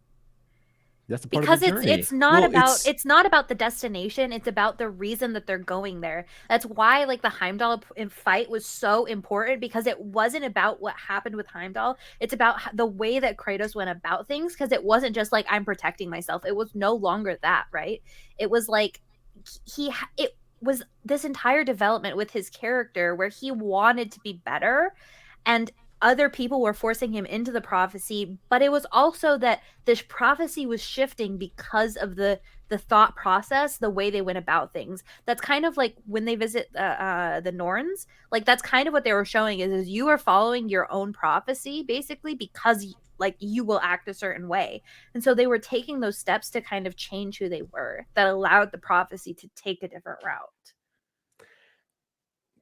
So, I mean, the whole game is just it is a huge conversation about determinism, will versus fate, right? And I think that they do an excellent job. And that's what you were saying earlier, Kevin, in our spoiler-free section about your issues with the pacing, about your issues with the direction that 2018 took. Is 2018 is a very focused game, and Will knows this about me. I love focused media. I love closed room scenarios when it's in movies.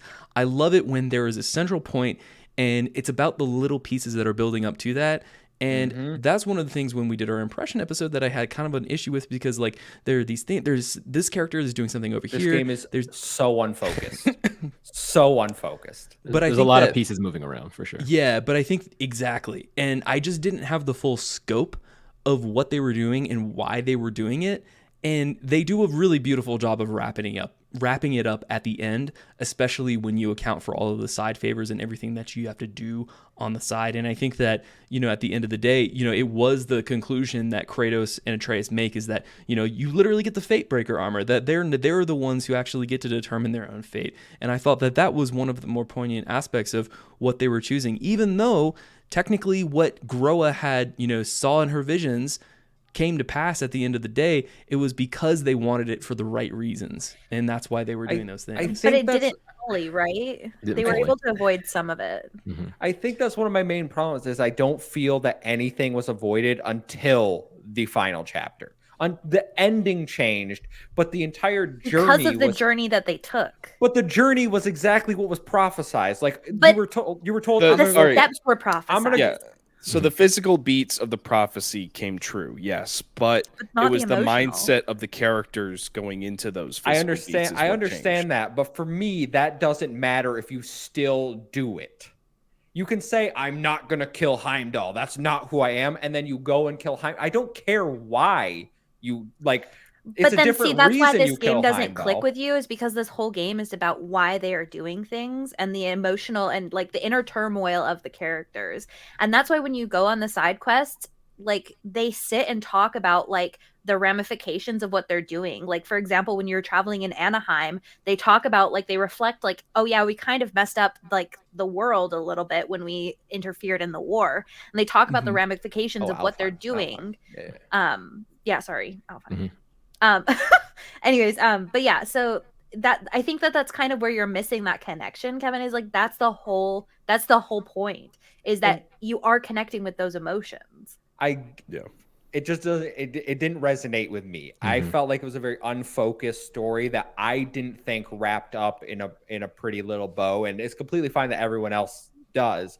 I just think this is why I think 2018 is a much more like complete story for me, like because I felt like it was focused. It wasn't like 19 different things going on at once and every character being like, we're not going to do this, but let's go do it anyway. And I'm like, oh, okay. The other thing I want to kind of point out, and I actually talked to Ethan about this briefly, is that I think that I also had like a slightly different experience.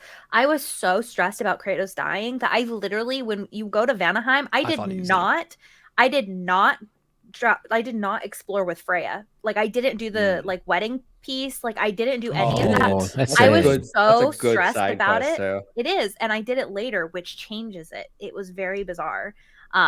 And I was so stressed about this that I just like literally I was like, I don't care what's happening in the side quests. I don't care if I could come back later.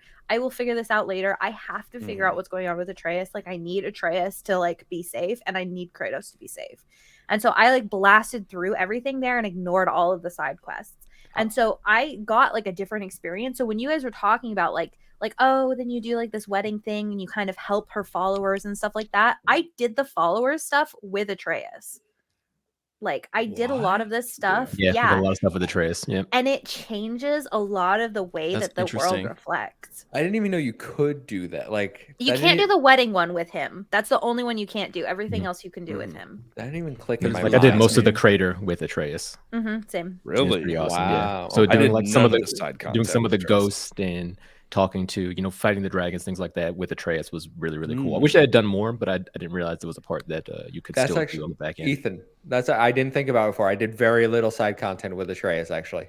And I think part of that too is like because I love Freya having Mimir so much.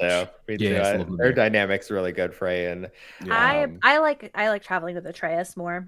The other thing is I was like really focused. This sounds like so I was again so stressed about Kratos dying. I was really focused on getting them like their quality time because I was like, this may be the last time that they're able to spend together. That's why I did the Alfheim stuff with Atreus as well. Yeah. They have Mimir has a nice little it's like when Atreus is like, why are you doing it? And it's like he just wants to spend time with you, boy. And I was like, oh, this is very sweet. This is very sweet. I love Mimir. We can get back to the story though, because Atreus is like, we gotta go. Tears alive. Like he shows Kratos the whole like, I can go into these boards, right? And it's like, well, okay, didn't expect that. That was really cool. Stuff. And he's like, we got to go save Tyr. So they go to Svartalfheim, which, can I say, one of the prettiest realms. Really nice. Yes. Very great well contrast. What is like, for everybody, what's like your like favorite, like most beautiful? Mine was 100% Asgard when you're climbing the wall, like looking out over everything. That was my favorite. I literally would just stand there and watch. Me was Midgard. Midgard's my snow. favorite realm. I love snow. I love pine trees. I love those mountains. It's great. I think that Svartalfheim was my personal favorite, just because I just felt comfortable there for some reason. And except when you get into like the Apple Core, I personally thought like the Apple Core and the mines that are right before you get to the Apple Core, I personally thought from a gameplay design standpoint, it was confusing. It was messy. Yes. You're backtracking a lot. I didn't have the greatest time there, but everything when you're on the boat, when you're in the lake, when you get the whale out from under the thing, and then all of that was perfect. And then when I leveled up, I actually really enjoyed the Berserker fight that's in Svartalfheim and the side story where you go get the hammer. So yeah, that was my favorite. Yeah. Yeah, I'll say mine's probably Vanaheim, just because I love a game, or rather an area where you have multiple biomes. So going into the overall Vanaheim jungle area, and then later on when you open it up for the crater, then you have like a secondary jungle. You have a little bit of a desert. I really liked how varied a lot of the sections were there. Yeah. Also, special shout out to Muspelheim, which when you like actually get to a cliff and you look out and just see all the crazy volcanoes, I felt like the draw distance looked very beautiful. They had a nice little, I guess I don't know if skybox is the proper word, but maybe just kind of like ground box, like out there on the ground area. It looked really cool. Yeah. So yeah, I like Svartalfheim. All the side quests, so like this is where I was very much like I was like, this game's dope. Like, let's go. Mimir's side quest was awesome. Like I love the connection that Mimir has in this game. Like they've just become like really good friends, and I really liked Mimir. It was awesome. Oh yeah. So your main goal here is to find, what is his name? Why can't I think of his? No, not Tyr. The dwarf. What's the dwarf's name that like gives you? Yeah, you find a dwarf and he tells you. He tells you where Tyr is, basically, right? Like he tells like, you without telling you. Exactly. Yeah, he can't tell you, so he writes it down. And you're like, let's go. This is a fine for breaking and entering and loitering in a place you're not supposed to be. I love that. And then you get kind of like a weird little. You go on some trains and you get a roller coaster scene. Yeah, that was Kratos fun. scolds Atreus for swearing, and I found that very weird. I'm just gonna. Does Kratos swear? Does Kratos swear? He I never don't know. says I've it. never noticed. He's never Exactly, sworn. I exactly. don't think He's he a very does He that. slaughters And- hundreds. And Atreus, can we just say Atreus called him asshole, and that was the one moment he's like, "You're just being a fucking." He doesn't say fuck. He says, "You're just being an asshole." That was the one moment in this game that I really got brought out of. I was like, "Wow, okay, is this the direction that the writers are taking with Atreus right now?" I was like, I just didn't feel it. Yeah, he's a Edgy little teen. teenager. Yeah, he's a teenager who's rebelling it's against his funny. dad. Of course, it makes I sense. think it's It's funny. perfect. You'll you're going to find where Tyr is. You'll do a bunch of puzzles along the way. Let me tell you, so many.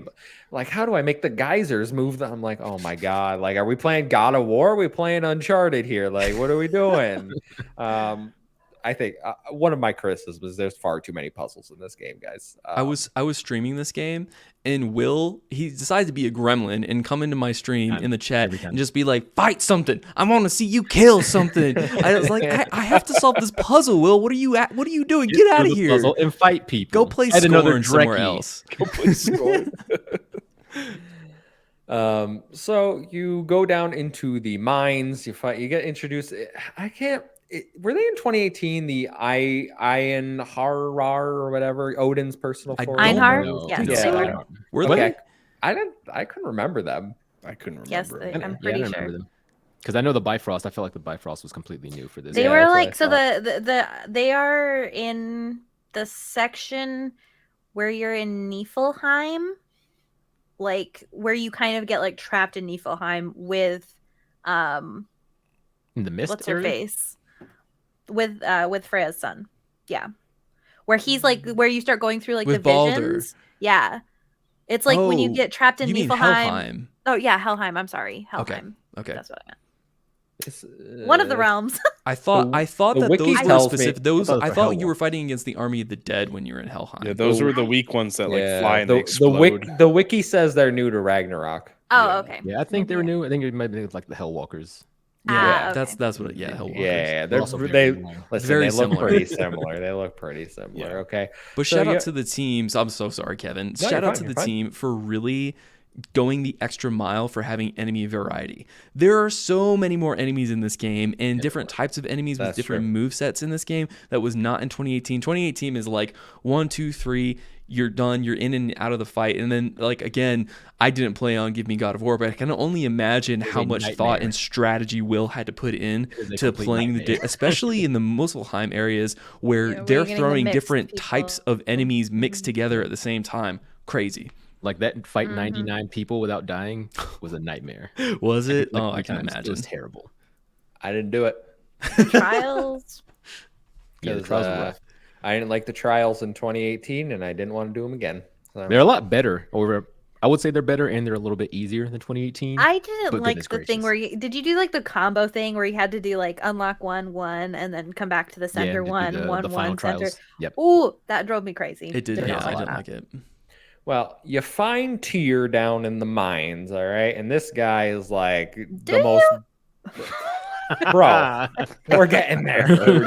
You find Tyr down in the mines, the most broken man imaginable, and I was like, "This is the god of war. Mhm. This dude is the god of He's like tall. crying." God of Very moping tall. around. My Very goodness tall. gracious. Kratos is I looking was up more in shocked. this game than he ever has in his life. He's looking up Right? at Thor. Yeah, it's He's nuts. looking up at Tyr.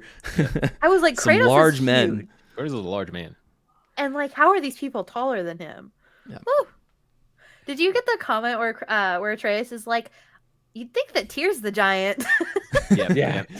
I thought that was so funny. Yeah. So you take good old Tyr here, and you're like, "Let's go back to we're gonna go back to the dwarfs, Sindri and Brock's Yeah, house. I Sindri's don't know. house. I can't remember the area that they're in. What's it Yeah, called? it's I mean, it's just Yggdrasil, yeah. Yeah. Okay. All Or right. Yggdrasil. The realm between No, realms, it's if you, fine. if It's you fine. You will. can call it the tree. It's fine.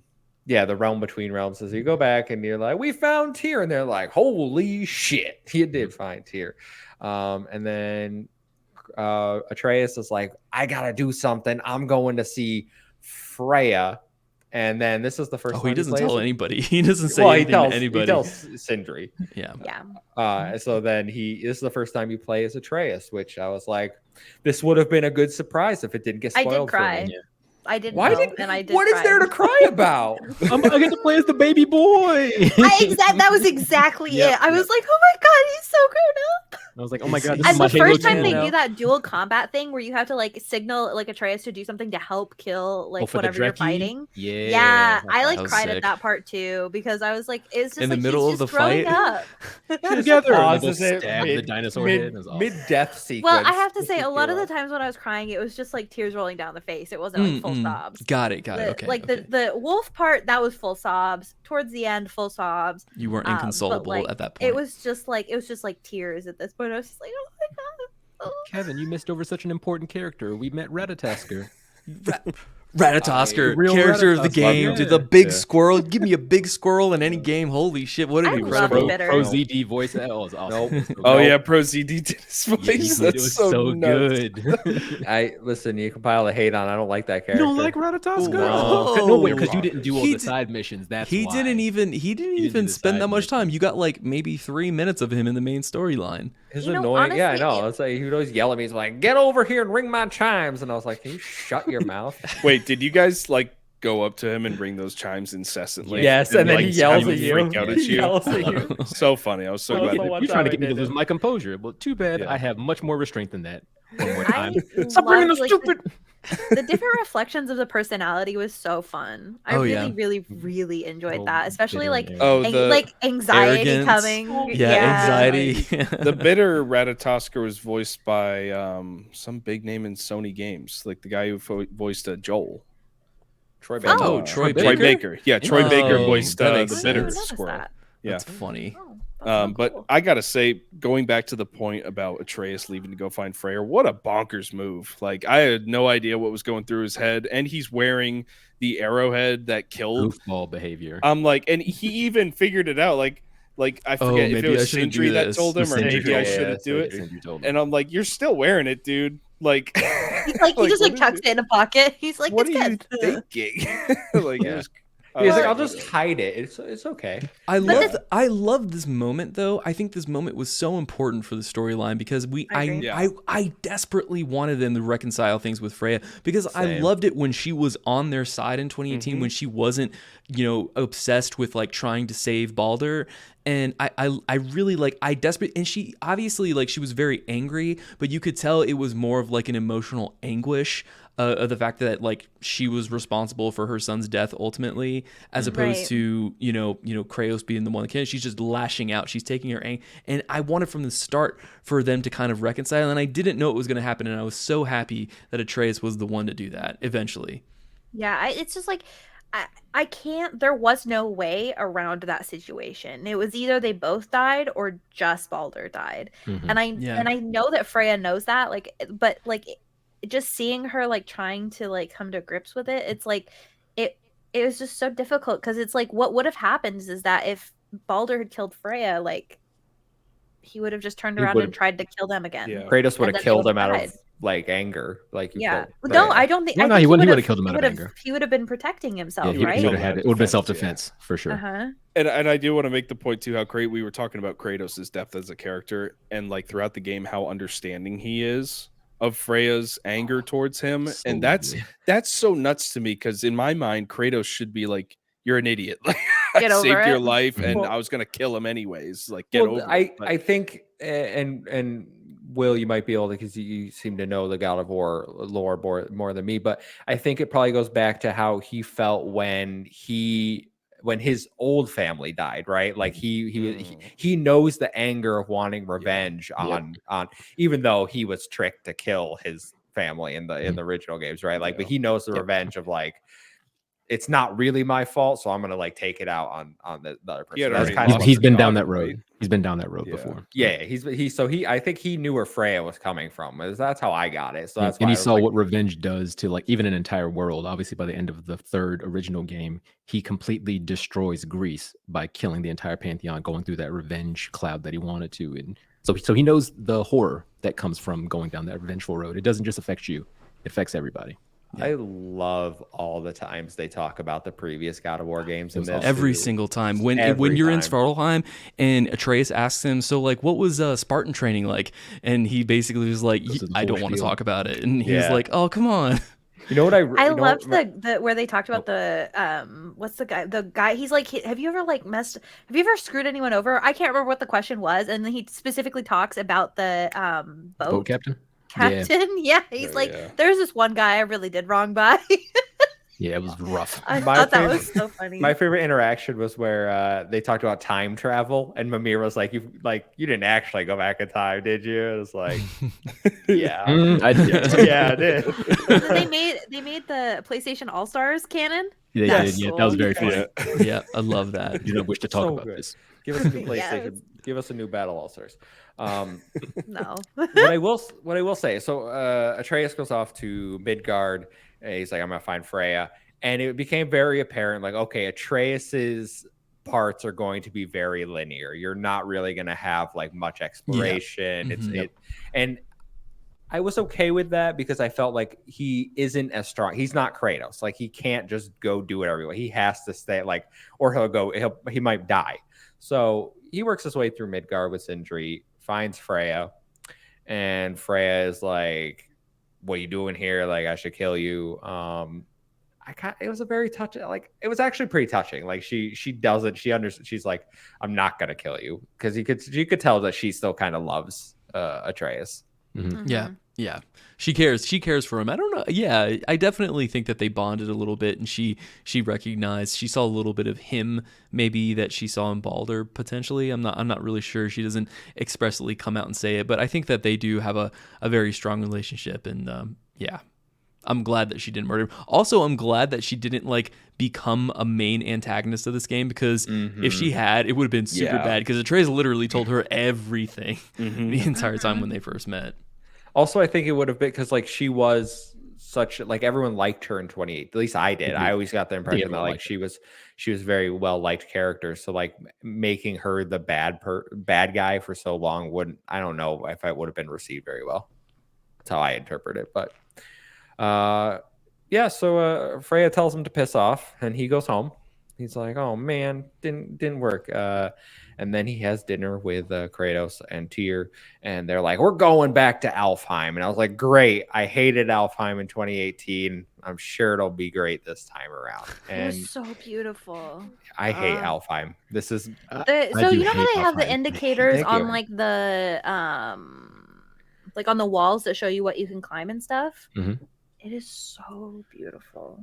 It is so beautiful. Yeah, but that one was like all sparkly and rainbow and colorful. But Alfheim has undoubtedly the worst enemies, like the most annoying enemies. Really? Yeah, the light elves and the dark elves are both the worst enemies in the game. Is it because they're so fast? It's because they're both fast. The dark elves have the blind, which pretty much is an instant death on the difficulty I was playing on. And then the light elves, they're introducing that shield bash like double tap move, specifically the samurai light elves. They're pretty much mini bosses. Yeah. I liked fighting against them though. Those were super fun for me on balanced mode. Very tough. Yeah. So we go here to figure out Groa's secret. We're trying to find more of the prophecy, right? Figure out what's going on. How do we prevent Ragnarok? So you're making your way through the Light Temple again, which we remember from 2018. It looks a little different this time, all right? There's some gross. You're in a different part, right? Yeah. Well, you do end up at a part you were at 2018, because if you run over, it's like, there used to be a chest over here. Oh, they must have moved it. Yeah, they moved his Sindri's workshop to the other side. Oh, I think they might have liked it better over here. Yeah. You know, the elves with their, the way they like things looking. Yeah. So you'll suffer through here. You'll get the stupidest puzzles in the game, throwing your axe against those little purple things to reflect them off. Yeah. They were easy. I wasn't bro. It was so annoying because like if you didn't stand in the specific location they needed you to stand, then it wouldn't work. At least it does tell you where. It's like it was turned blue. Like it was so easy to just move around until it turns blue. That's annoying. So annoying. I hate that. I hate just like let me just break it. It's fine. It's fine.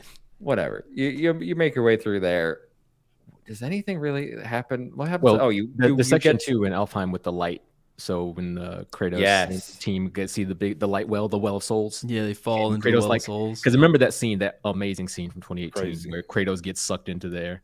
And then he comes out and Atreus is yelling at him, "You've been in there for days." Was it days? It was only hours? moments. I can't remember. Yeah, it was so long. So he's like all these dead dark elf bodies, and Atreus just sitting there like covered in blood with a knife. So yeah, when he looks back at it and he goes to it, Atreus has to stop him. He's like, Kratos almost jumps in there right back into it. Yeah, because because I'm was it because he heard Faye's voice in there? Yeah, because when the people die, their souls go to that soul well. So it's like potentially she should be in there somewhere. It was just interesting though, because Atreus specifically states when they show up there, he's like, "Oh, I can't hear her voice anymore," and then Mimir says, "Oh, she's become one with the light." They circle around the well at one point, and then they just become one with it. So I don't know. It's interesting. It's a light moment for sure. Heck, nice one. So I'm drawing a blank here, guys. How does this chapter end? You see the new you see a prophecy, right?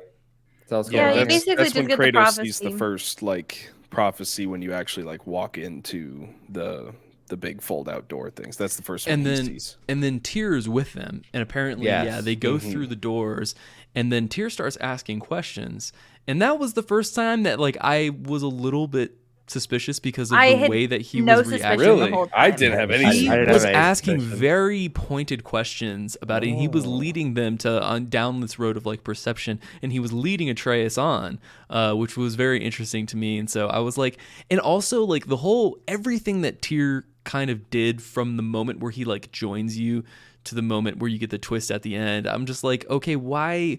It's just things did not add up, and it was exactly like Brock said. Things just did not add up for him. I was still surprised. I didn't know where it was going. It was just, but I was just still very confused as to the direction that they were taking Tyr. You know, that's funny because I almost felt like Tyr was still on Odin's side throughout the game. Oh yeah, that's how I interpreted it. No, man, yeah, I just thought he was a coward. Now, just because he was being so inept at who he was, I thought maybe he was. Odin's inside guy with that's how I thought it was going. So it's weird that all of us had these different thoughts about where. Well, the thing is honestly, I didn't like Tyr that much as a character. He really didn't do much for me. The thing is that okay, I guess maybe spoilers for some people who haven't finished. Spoilers. Yes, spoilers. I know, but spoilers for for the spoilers. Spoilers for the spoilers. You eventually find Tyr, and Tyr is the exact same way. Yeah, that Odin portrays Tyr. Tyr is again just that very cowardly person that just wants to be away from people. You can kind of find him around the realms, in different places, standing around. When you go to Helheim, I saw him actually. When I went there, he was talking to the crow. I can't remember the crow's name, but the giant crow that's in Helheim. He was praying to it. But is it called doing yoga and stuff? Yeah. Yeah, so he's very much the same way. So it's not I think that's kind of what made it partially so believable is because Odin was portraying exactly who he was. That's how I felt. Just different prison. Yeah. Well, oops, wrong prison. After this, you go to bed and you wake up as Atreus. And now we get into the worst part of the entire game that you're going to be here for the next 4 hours. It was so long. I enjoyed it. You wake up in Ironwood with your new friend, Angrboda, which, like her as a character. I loved her. I love her as a character. Leia Hayes is an incredible voice actress, and along with what I was saying is the women really stole the show with this game in terms of the performances. Absolutely. Her next to Atreus, I was like, oh my grandma. God, yeah, her grandma, yeah, absolutely. Every single moment, it's just she hit her line so well, and the way that she was animated, kind of just the playful nature of who she was as a person. I was like, I love this character. She was so good, and I'm so glad that they put her here. I said this to Will earlier on our show. I didn't think that Sunny Suljic belonged. I think Sunny Suljic's voice actually took a step back from its clarity, from the vocal pops that he was able to do, the line delivery. I think he kind of sleptwalked through this game a little bit, personally. I did not get... There was very few moments that Atreus was speaking or trying to say something that it didn't just sound like a teenager that was mumbling through his lines.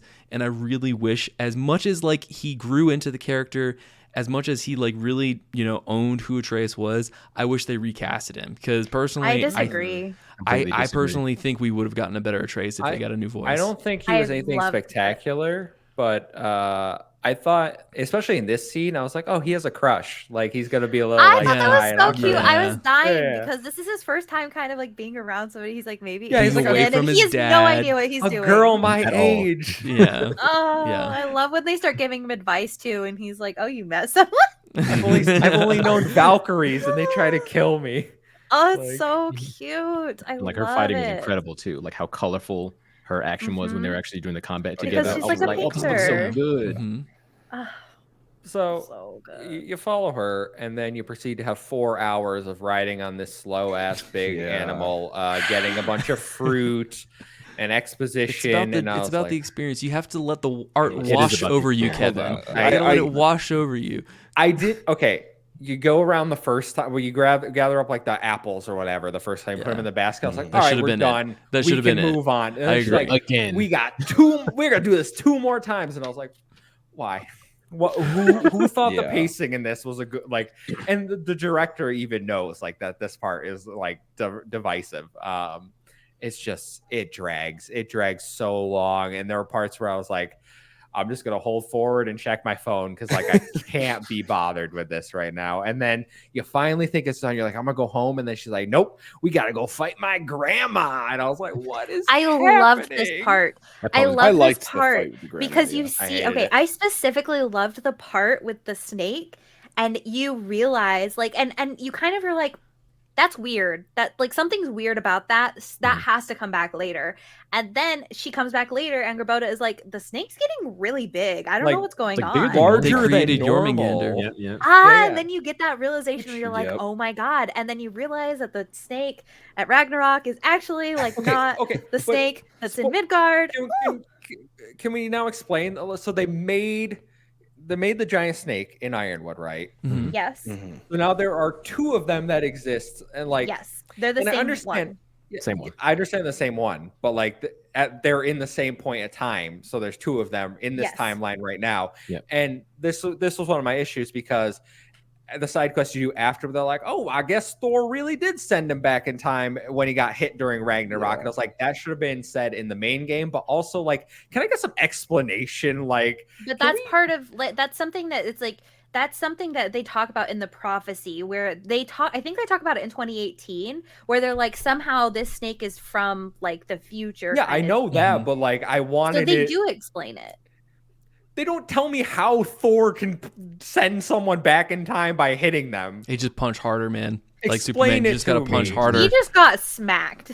Yeah. You know? ELI 5, Yeah. please. Well, I also You here's know the thing how like also in is Scott that Pilgrim. Oh, go ahead. I was just thinking that like my personal take on this is that Ironwood, and one of the reasons why Jotunheim is protected from Odin and the rest of the 9 realms is because the giants figured out a way to separate Jotunheim from the space-time continuum of the other 8 realms. So in my mind, when Atreus went to go see Angerboda, he's going to a different time in the space-time continuum of God of War Ragnarok. And so that's why I think like the, everything that's happening there, and that's why she's able to have the visions of everything that's going to happen, because she is existing in the future, and that's where we get Jormungandr. In my mind, she existed when I first saw him make the snake. I was like, oh, Ironwood's in the past. Like this is gonna grow up to be that's what I thought. I was like, we traveled back in time. Yeah. But I then they're didn't like, pick that up. nah. That's probably on me. nah. But yeah, I think what I was gonna say is maybe you know how in Scott Pilgrim he punches the highlights out of her. Maybe my that's God. like it's the same thing, but he Yeah, punches yeah. so hard that he goes back in the past. You know what I mean? Yeah, I'm right there. Just a classic Norse mythology. Oh, Thor hits the world serpent and sends it back in time. And they were like, I okay, mean- well, we have to do that. I mean, I wish yeah, we got exactly. to see. I mean, it's always I wish been we in got to the- see It's that always been fight like that. close up, because Same. I didn't I stand didn't even there. notice it. Oh, you didn't I- stand there? Oh, I got you. You I was can like, this is you amazing. can see it in the background. It's so Yeah, Yeah, I I wanted to was stand there, but I wish going that the camera kill was Odin. like zoomed in on that. Mhm. So we go to rescue this wolf from Agrabotha's angry grandmother. And Ethan, you said you love this fight. Can you tell me why? Because for me, I was like, this is like goofy. This doesn't really fit with like the tone of like. I felt like a little Honey, We Shrunk the Kids moment going on, and that's exactly why I enjoyed it. I mean, I just same. thought it was goofy. I thought there was a cool novelty to actually facing like a giant who's actually a giant and having all these big items around you. I just felt like it was a different, like we've been talking about. Ironwood has such bad pacing, at least in my eyes. I like the story beats, I like the characters, but the pacing was awful. And when I got into this fight, it was just a nice break from this awful place that's known as Ironwood. I was just like, I'm happy to be here doing this kind of novelty fight. It's kind of goofy. And I like the mechanics of like targeting her pot and everything. And I liked her attacks and how you have to go into the high ground to avoid some attacks. And then you jump down low to avoid some attacks. I just thought it was cool to be. And it was the first boss fight too, that you actually play just as Atreus. And so it was cool to actually have a boss fight as Atreus and sort of get to play with his mechanics a little bit. I enjoyed it. I also enjoyed like the emotional implications, especially for Angrboda, like trying to like face that like her grandma was maybe just like not all there. Yeah. Oh, after the fight, when her grandma yells out like "You will never be anything" or something along those lines, and you just see Angrboda's face as she closes the door. I was like, "Ooh, that was an emotional moment right there. That was nuts." Intense. Yeah, it was intense. Or even at the end when they're there after they go through all of their little adventures together, and Atreus comes back and he's like, "You know, I'm coming back, right?" And she's like, "Yeah." Where she's like, she's just not really sure where she is as herself or where she, because she kind of was traumatized. Yeah, and that's the great thing about the story. She did what she needed to do. It's continuing to buck like the prophecy, because she's like, oh, at this point I have nothing else to do, that my prophecy, doesn't have anything further than this.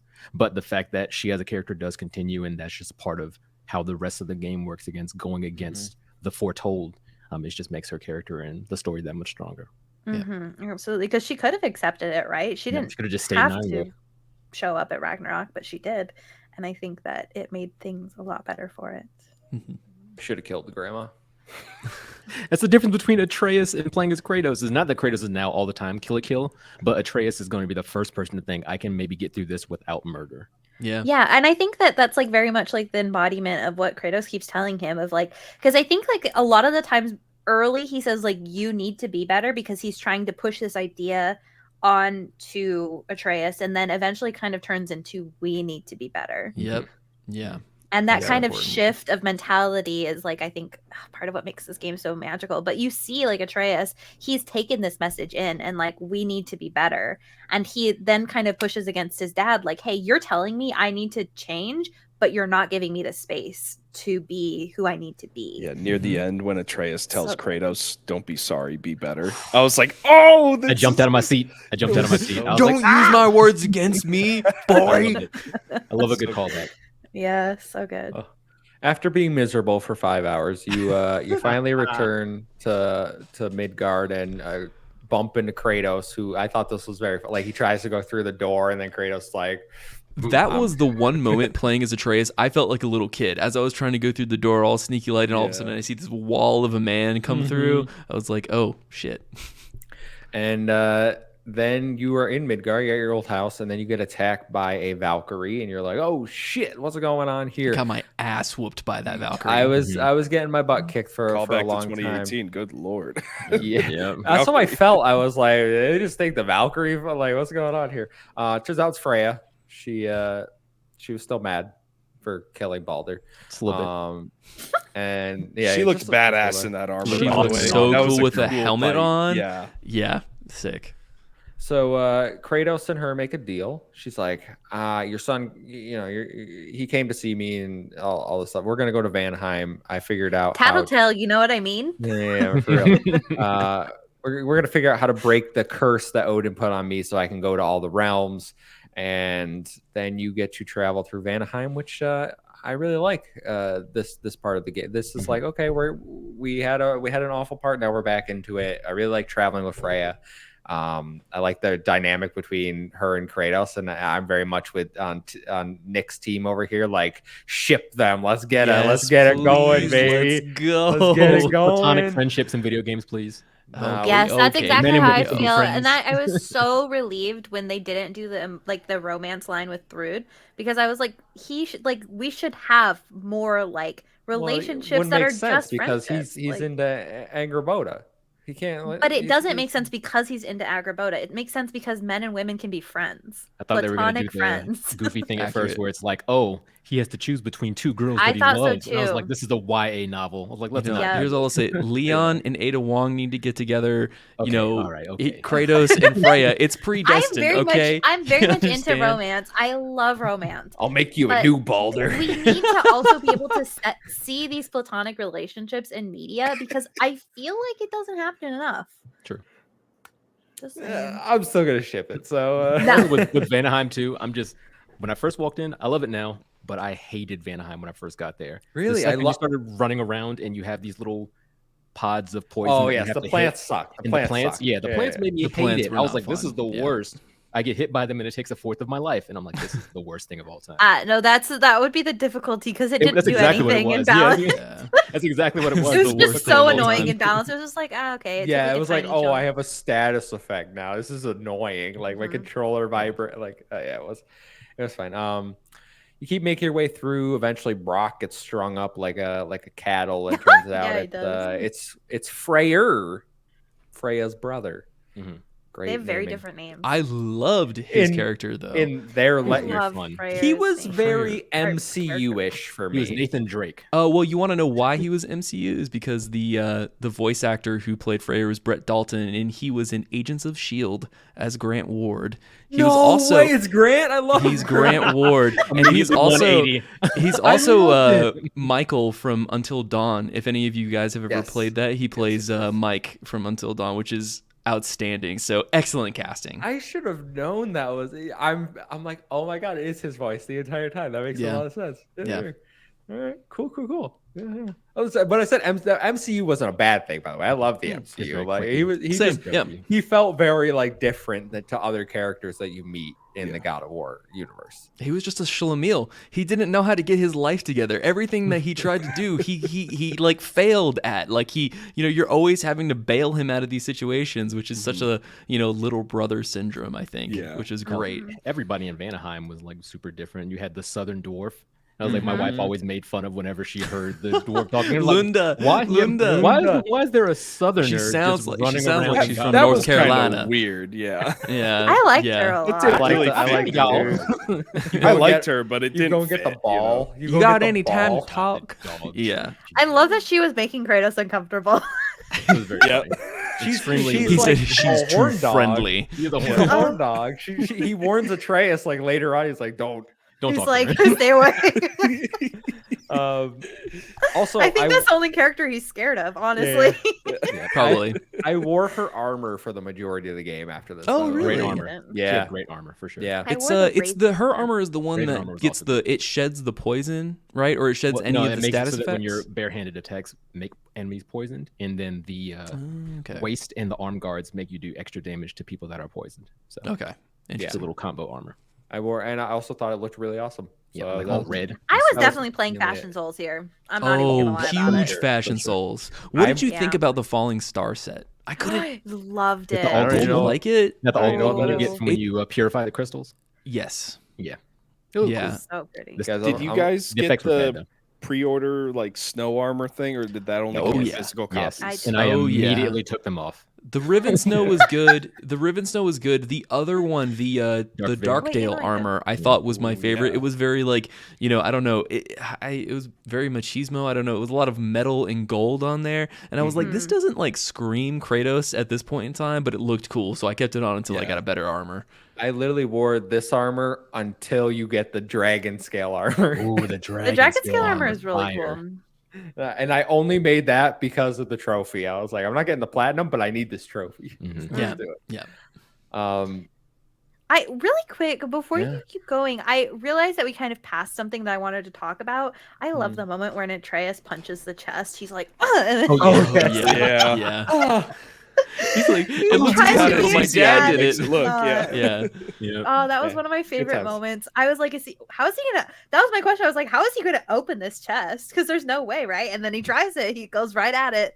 Did not work out for Did him. not work at all for him. It's It's kinda Love funny that. how they were talking too in like Svartalfheim. I love when he's like, "Oh, Dad, you're so buff and strong. But like Baldur helped you to a standstill, but he's not that buff. And they were just like talking about working out. And it's like, it's like Mimir. Oh, Sonny, if you want the body of a god, you got to pick up heavy things and put them back down. And I was like, this is okay, good. I like these little bodybuilding tips from Mimir. I also really, one of my favorite comedy moments with them, like talking about like body stuff, I guess, is like when he was like telling Atreus that he stank. And then Kratos did not help. He was like, nope. Yeah, you kind of stink. The young boy. Oh, that was so funny. They probably all stink. Let's be real. Oh yeah, 100%. So much blood and gore on them. Mm-hmm. So you make your way through the plants and everything until you get to which I think is one of the best boss battles in the game, and that's against Nidhogg. Absolutely, yeah. That was a fun so fight. Cool. Especially dimensional rifts when it's trying to stab you with its tail. Yeah. Mm-hmm. Yes, I love the ending. Fight. I did not want it to happen. Of course, yeah. Oh, why? Because I didn't want like. Nidhogg was innocent. Yeah, exactly. It was just Odin set him up. Yeah. You know, it came for these hands. Set her got up, the hands. Kevin's like, I don't care who it is. They come for me. They get the smoke. Step up, you get smacked down. That's how it works. Said that you were like forced to kill her due to Odin's trickery, but then afterwards talking to Ratatoskr, it's like, oh, it looks like Nidhogg's dead. Her kids are running around. I'm like, her kids? Yeah. I murdered a mother. Oh man, I don't feel bad for these creatures at all. I don't know. You can't actually see her kids before like you like do that fight. If you look down, they'll talk about it. They'll be like, oh, she's got kids or whatever. And that's why I was like, part of why I was so bummed is not only is like she's supposed to be part of the prophecy, so like I was like, this doesn't seem right. I'm like, two, like her kids, I was like, this sucks. This sucks. And I actually tried to not kill her because I was like, maybe if I wait. No. Can I just say though, the way that you do kill her though, closing that realm tear onto her head, oh, it was so badass. Awesome. Like this is some Kratos energy. There were so many times I had to like literally be like, oh no, that's totally the face what was happening. Open eyes. You gotta like, was it something orange guy? What is that? Clockwork Orange. Yeah, Clockwork Orange. Yeah, with the eyes open. You have to look at it. I hate that movie. Don't even. If you want to like torture me, just make me watch like the wolf finisher. Like, oh my god, I literally looked away every time. I saw it the first time, and violent. It's hyper violent. Like I was talking to Will about this game earlier. I was like, 2018 is really violent. They ratchet it up in a huge way, especially. And it was so funny because that whole thing came out about PETA asking Sony Santa Monica to remove all of the violence against the animals in the game. Like, I get it. I hated every single time you fought one of the lions with the antlers, having to snap their necks. Whenever I'm fighting like a lizard, anything reptilian, I'm okay with. I can deal with it. But like when you fight anything that's like, I don't know, an animal that I might like in real life, I'm just like, I'm not a big fan of that. Except the ones that had riders. It was I don't know, I was okay, like, because I was like, this is a fight, they kind of have to get through it, like there's not really a way around it. And I was okay because it felt more humane to snap somebody's neck than to rip somebody's jaw down the front of their body. Yeah. You know what I mean? Like that felt like maybe it was like a little bit more humane. I don't know. I think Kratos is trying to humanely kill people. Vegan in real life, but I'm gonna kill all the animals. How many wolvers are scary? How many hits can you take in Give Me God of War mode, Will, from a wolver? Maybe 3. That's it. Maybe.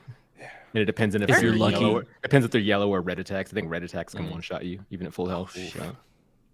Crazy. Yeah. So you free Freya from her curse, and then she's like, "We're square. Like I'm still sad, but I'll help you."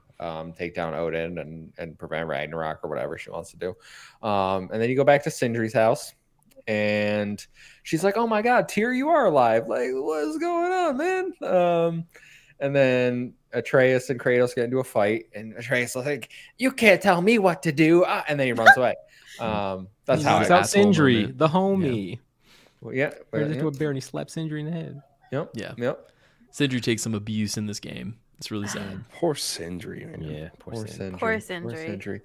So you're back in Midgar as Atreus now, and you're like, I'm going to Asgard. And we're like, that is a terrible idea. What are you doing? That's where, do you not know that's where Odin lives? That's where Thor lives, like all the people that want to kill your dad, but that's okay. He's like, I'm going to be a secret agent. And he's like, I'm going to go to Asgard. But then we get the awesome like climbing up the wall thing, which the only thing I could think of the whole time was like, if this was in VR, my heart rate would be like 180. I'm not great with heights. I was already, while we were doing that, I was like, I did not look down. I just kept going up. Especially near the end where you could tell Atreus was getting tired. Yeah. I did look down. I was like, I looked down and then he so many slips. times. I literally just I pushed up to the edge and tried to go off. Oh god! I wanted to. You can't go off the edge on like most parts, but like you can sit and like look, and it is such a view. Every time I got a little higher, I was like, okay, I gotta look again. I gotta go. Gorgeous. You get to see like the Rainbow Bridge. That whole section was gorgeous. So amazing. Yeah, you get to the top and you meet. You're introduced to the best character in the game. Best character in the game. Let's go. Is so good. I don't know. So fucking good. Nick, maybe you know who the voice actor is. Encyclopedia. Who did? It's Scott Porter. And he's mainly he does a lot of video games and anime and TV shows. So he's been in the industry, but nothing as big as this game. So they were like, I looked through his IMDb catalog, but he's he was in Marvel's Avengers. He was Harry Osborn in Spider-Man too, wasn't he? I didn't know that. 2018. Yeah, I believe he was. Yeah, 20. Yeah. One of the years. Time has lost meaning. I love Heimdall. Like, I think incredible. His whole, like, I'm a dick and I'm going to own it and, like, cocky. Like, he was so cool. And I was like, man, I love this character. And he's like, when Atreus is trying to hit him and he's just like, warp, I'm like, this is awesome. Like, this is so cool. But he was a dick. Bree, you don't like him, I assume? No, I do like him. He's just, like, kind of a ball of sass. Yeah, that's great. He's like Hermes from God of War 3. He's just incredible. Such a good little smarmy shit talker. He always knew what people were going to do ahead of time. I loved all the lines he had to Atreus. We were just like, I look into your eyes and I see fire and flames. I see Asgard burning. Yeah. Like, but I'm going to take you to the Allfather. We'll see. Yeah. I just loved how like his characterization of being a smarmy know-it-all and how like they were actually talking about before the confrontation between Kratos and him, and they were talking about, well, like he knows everything and he sees everything, so you kind of just have to overload his senses and overload his perception. And during that fight, when you were in there and actually killing him with drop, like I had a hard time. I don't know how you guys felt about it. I don't know if they did a good or bad job of leading you to the conclusion, but I did not realize that using Dropnir was the key to actually fighting him. Oh yeah, the whole point of them getting the spear was to fight Heimdall. Did we glaze over that moment where he goes to get the spear? We haven't done it yet. We haven't done it yet. He's coming up. Right. This is when Atreus first meets Heimdall. Of course. Yeah. Atreus meets Heimdall, and then he meets a bunch of the other Asgardian, like Thor's daughter, Sif, Odin. Odin's like, why are you trying to hurt my new friend here? Ha ha ha. I'm gonna show you why you're here. Atreus is like, look, there's a rip in the universe, but I think if we complete this mask, it'll show us everything. And I was like, you are literally making this up right now. 100%. You got no idea what's going on. This could destroy everything. And that's the thing about Odin is like he has no idea about this, so he has to know. He's like I think he literally is the god of knowledge, but more specifically, when you're talking about the old mythology, he's just obsessed with knowledge. He'll sacrifice anything, including an eyeball, to learn more information. So, yeah, the fact that he doesn't care or doesn't know what's in, or rather, he doesn't know, so he doesn't care what he has to do to see inside that rip, super on brand. For sure. So then we get the first another Atreus. We're spending a lot of time with Atreus right now, which you love it or hate it. You go to Muspelheim and you're like, all right, Thor's with me. And Thor, I think, is hilarious, like making fun of Atreus the whole time. Thor, this is me trusting you. Yeah. Or every time he like grabs him and just jumps at Atreus. I also love him when he's like he's like, you should try the trials, and you can hear him. He's like, yeah, this is pretty great. It's very fun. Kill scores of these things. Atreus is still very much like a secret agent. He sneaks off to Surtur, I think it's Surtur's his Jotnar shrine. Yeah, the Jotnar shrine. And sees some stuff there, and then he goes back to Asgard and goes to bed, really. Like they find another puzzle. That transition moment in the lava, right? I loved that. They find another mass piece, and that's really all that happens. There's not. Can we talk about how cool Atreus's Asgardian armor is, as well as like the bow? Yeah, and then Ingrid. Don't forget about Ingrid. Holy shit. I love Ingrid. Yeah. I Amazing. loved the moment where Ingrid was freaking out with Freyr's sword. I was like, oh yeah. my You god, realize that that. was so cool. And he gives it a little kiss at the end there. Yeah, it was great. Yeah, that was so good. I freaking loved Ingrid. Okay, so he goes to sleep and you wake up as Kratos. Great transition. They gotta keep the one-shot camera. You know how they do. That was a really cool transition. I loved that. It was great. I'm obsessed with it. And this is where again we go to Midgard, and I really like the lake's frozen, and we get a bunch of like cool little side content to do here. I really like all that. I don't like the Norns part of this. I don't. Really? You know what it was? You're like, oh, I think they're over here. Oh, they tricked us. I think they're over here. No, they're not over. I think they're over. How many times, like, once or twice I can deal with. You did it 3, 4. I'm like, all right, this is too much. You overdid I get it's supposed to be hard, but like, okay, we find them, and then you do get a cool sequence. I like everything that happens with the Norns, like the whole like, we don't know the future. You guys are just like so predictable. I'm like, that's pretty good actually. Like when Freya snaps and just yells at one to shut up. The one that's just like copying them whenever they're talking. Oh, that was so annoying. I was getting annoyed. I didn't know this, but like the Kelpie, is that the word? It's not, Kelpie, the horse. It's not Norse mythology. Really? Did you know that? I just want like pagan or something. I can't remember what it is, but when I was watching that video where he talks about like the Norse mythology expert, it's not Norse mythology.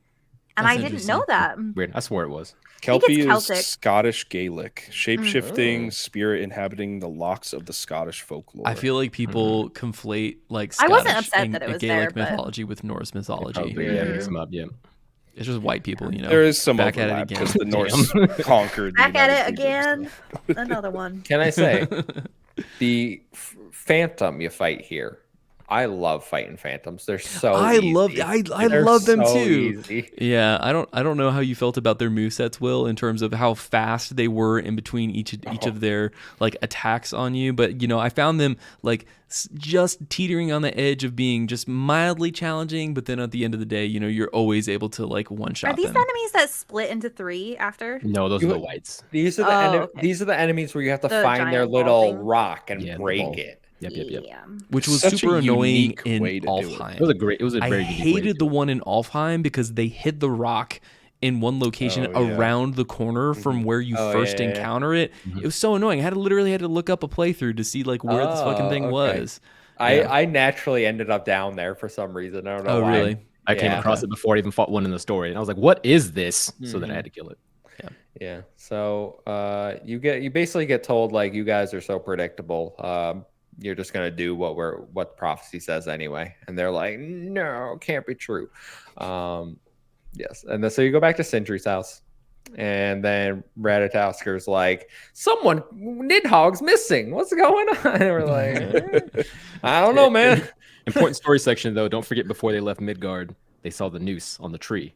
Oh yeah. Freya took it. Yeah. Freya's like, oh, this is the noose that Odin hung himself on. It's another mythology thing to. How many days was it, like a week, 7 days, 7 nights, something like that, to get more knowledge. And they were like, oh, this might come in handy later. It's a tool to help us out later. And then Wink, wink, nod, nod. So when you're at the Norns, they basically like, we know we know you're gonna kill Heimdall because it's what you do. And so what do? They go back to Sindri's house, and he's like, I need to kill Heimdall. He doesn't say it, but this is where I get annoyed, because it's like, I'm not going to kill Heimdall. Build me a weapon to kill Heimdall. And I was like, why? You could have just not built. Like, if I don't want to kill Heimdall, but I have to protect my son. I know, which is like, gotta kill Heimdall. Again, Bree, this goes back to your like, but it's the reasoning that matters. So I was like, but does it? It does really matter. Not it to does me. matter. It matters. It matters. It doesn't. Kevin, like, listen. I'm just saying, you're this close to getting roasted. I'm just warning you. Don't build Dropnir. Don't kill an eyeball. Okay, that was my favorite weapon. I used that weapon almost. I hate it. I love great weapon. Fantastic. It was hate cool. it. Fantastic weapon. It was a little bit hard to get attuned to after the mobility and the DPS of the Blades of Chaos, and then obviously the weight, the heaviness that you get from the Leviathan axe. But I felt like once I figured out certain combos with Dropnir, I was like, this is great. Yeah. This is I always forgot about it though until Same. I got into Berserker fights. And when it was a Berserker fights, I used fucking everything in my arsenal, and Dropnir comes in clutch so many times. Especially like I can't remember his name, but the king, the last one, that you have Krolf. to fight. Yeah, I had to hate use him. literally everything to get that. I was so angry. How long? so How many deaths do you think you took when you were fighting Krolf? I don't know how many deaths, but I think it took me about 3 hours. Okay, 2 hours, That's pretty somewhere good. around there. That's pretty good. I don't know. I got pretty angry. I think the Valkyrie may have made me more angry, but that's probably because the Valkyrie was like shit talking. Gna? Yeah. Everyone says Gna's the hardest enemy in the game. For Ugh. sure. I was so mad. Well, I got about 30 minutes here, guys. So we're gonna Okay. We're gonna move this We're along. gonna tighten it up. You go to Forging Destiny. You go back to Svartalheim with Brock, who we didn't touch on it, but Sindri revealed to Atreus that Brock had previously died, and he had gone to the lake of the souls and only been able to get 3/4 of his soul back, so he's not like fully complete. About that? Yeah. I thought I liked that. I thought it was like No, it wasn't. It wasn't. I didn't. It's not that I didn't like the story. It's the outcome. Oh the yeah. consequences. Yeah. So Brock's like, I'm going with you to the forge to make Dropnir. So they go through the mines, they get to the forge, and then the underwater blacksmith lady that makes Dropnir can't see Brock because she can only see people with souls. And he's like, what's going? And then he kind of realizes like Sindri lied to me. Like he was mad for a bit, and I think you get a really good character moment here between Brock and Kratos, where he was like, it needs a real blacksmith's blessing, or I can't use it. It was really beautiful to see that relationship sort of develop in that moment. That scene when he bends down and he's like, it needs the blessing of a great blacksmith. I was like, whoa, this is awesome. Yeah. I love that. Yeah. Yeah, he's like, I'm not fighting it with using this without it. Yeah, you love it. And this is the part where I'm like, I'm not doing the side quests in Svartalheim after I didn't do these ones. I couldn't be bothered. I was like, I don't like this area of Svartalheim. I like the other areas, but I don't like where I am right now because I think you have the Berserker fight right in front of you once you're done with this area. I tried it, got slapped, and I was like, I'm leaving. Classic. Let's not do that right now. And then you get a nice little dream sequence with Kratos and Faye again, and every single dream sequence with Faye just like made me tear up, maybe messed up. This is the one where she has Atreus like in boat, her arms. Yes, in the boat. She has Atreus in her arms. And then you go back and you're in control of Atreus again. He wakes up back in Asgard. And then you do a pretty similar thing to what you just did in Muspelheim, but in Helheim this time. It's not Thor with you, it's his daughter, which I still can't.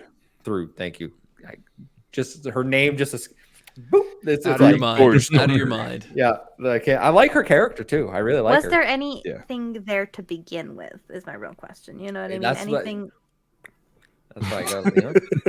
Those are the noises.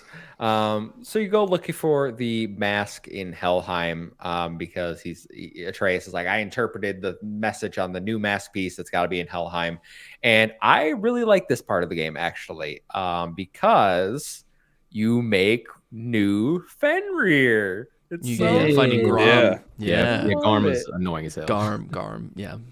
Yeah, I bet Garm is annoying on your difficulty. He's extremely annoying. Oh, He's man. so fast, and he kills you in 2 hits. Yeah. Well, you don't make new Fenrir yet, but like you unleash Garm on the world, and then everyone's like, Heimdall comes like, you incompetent idiots. Like, what the fuck is like, wrong with you? Why would you do that? Yeah. So then Atreus is like, I failed. I got to go back to dad. And then Kratos is like, we'll fix it together, son. Great. Can I just ask you guys real quick, why did the mask lead him to Garm? Like, he interpreted the message wrong. Yeah, but the mask he was glowing and leading. Even if he did mistranslate it, wouldn't the mask have not glown and shown maybe him it's like away? a omnidirectional device? Maybe. I assume the realms exist on top of each other or something, and like that was the location in the that's what the I meant, other realm, but like he's in Helheim. It just happened to be like on Garm. Be that. It could be I that. thought Garm ate it at first. Yeah, that's what I was gonna say. What It could have been on Garm, and as he was like ripping through the realms, that maybe he left it somewhere else. That's definitely a possibility. I don't think that that's necessarily explained, and I think that both answers would make sense. Yeah. Well, Atreus and Kratos are like, we're gonna fix it, son. Don't worry. Like he's very more somber and forgiving of Atreus. It was a really refreshing moment from Kratos to like not get chewed out for doing something when you knew you made a mistake already. And I think that was so interesting because the writers recognize that we're not gonna yell at this kid because he knows that he acted up, but we're gonna make sure that he fixes it. And I love that aspect. Yeah, and I think that was one of the biggest points where they diverted from what the prophecy was supposed to be. Because if Kratos in that moment chastises Atreus and gets mad at him and like gets angry with him, I think that drives him farther away and more towards Odin. For sure. So like going back to the point that Breanna was talking about, like the physical beats of the prophecy are going as planned, but it's the mentality that these people have going through it. So he doesn't do that in my mind because he's just saw like in his time, he just saw the Norn's vision of like Atreus running into the big lodge with Odin being like, he's a monster, like help me, calling Odin his dad. So I think he was very much in the mindset like that can't happen. Like do you think it was like a selfish reason for Kratos to do it? Like he was scared that I think he was very much like I can't push him away. I don't think that, but it's like it's not that like Kratos is like trying to do that so he doesn't die. I don't think Kratos cares whether he dies or not. I think he cares whether Atreus survives. Yeah. Oh, he doesn't die. He said multiple times, "Death can have me when it earns me." Like I love that. Oh, that's such a cool line. Yeah. So they go back to Hell to fix Atreus's mistake. They do a bunch of little puzzles, classic. And then they find Garm, and you fight Garm multiple times, and it's a pretty fun boss battle on balance. Like I had a good time. Yeah, I had a good time. Doesn't work the first time. Atreus is then like, you gotta trust me, Dad. I know what I'm doing. I got this bag of marbles. All right, this is gonna work. And then he puts well, he doesn't take anything from the marbles, but he takes the out of the dagger and puts it, and then he's like, I made a new Fenrir, and it's like a big wolf. He's like, I'm happy. So cute. So cute. Did you cry, Bree? This is one moment like I had got here before, and I was like, I bet Bree's gonna cry. Yeah, no, I did. Yeah, absolutely. The question, did Bree cry, is probably the answer is yes, because I cried at stuff I shouldn't have even. Like I was like, all right, Breanna, like you gotta calm down at some point. I didn't calm down at any point. No. Like the last hour of the game, I don't think I stopped tearing up the entire time because I was so scared for what was like going to happen to Kratos, because he even tells like that story. He's like, oh, I have to tell you a story as like Atreus goes to sleep or whatever. I was like, because the natural end of the story, or the implied end of the story, is that the guy dies. When you come back to the story after, that was so masterfully done, where the story doesn't end how you expect it to, and Kratos's end also wasn't what you expected. So it kind of like mirrors each other. Very cool. But yeah, no, that whole last hour I was crying, and I was like, you got to calm down. I don't drink enough water to be crying this much. You know what I mean? Hydrate. True. It's true. I'm really bad at hydrating. It's a thing here. Yeah. It is a thing. They're like, Breanna, have you drank water? And the answer is probably no. So it needs water. Now we get very much Kratos is still on the like, we're not going to war with Asgard, and Freya's like, well, then screw this, I'm out of here, I'm going back to Vanaheim, we're gonna raise an army, like I'm gonna get Freyr, and this is the part of the game where I'm like, this is going on a bit long, like we're getting some filler now, because you go back to Vanaheim and it's like, Freyr's been captured. I was like, do we really need, like, couldn't we have just have been like, all right, we're going, like, do we? I don't know. I have a big problem with the return to Vanaheim. I do not enjoy this section at all. I found it weird how they transitioned from it, like how Kratos was like, we're not going to war, and then Freya storms off, and then you just go to her anyways and continue. Yeah, because the story with her. Immediately after he's like, I gotta listen to Atreus. I guess we're going to war. I'm like, what is happening? So what was the point of the argument?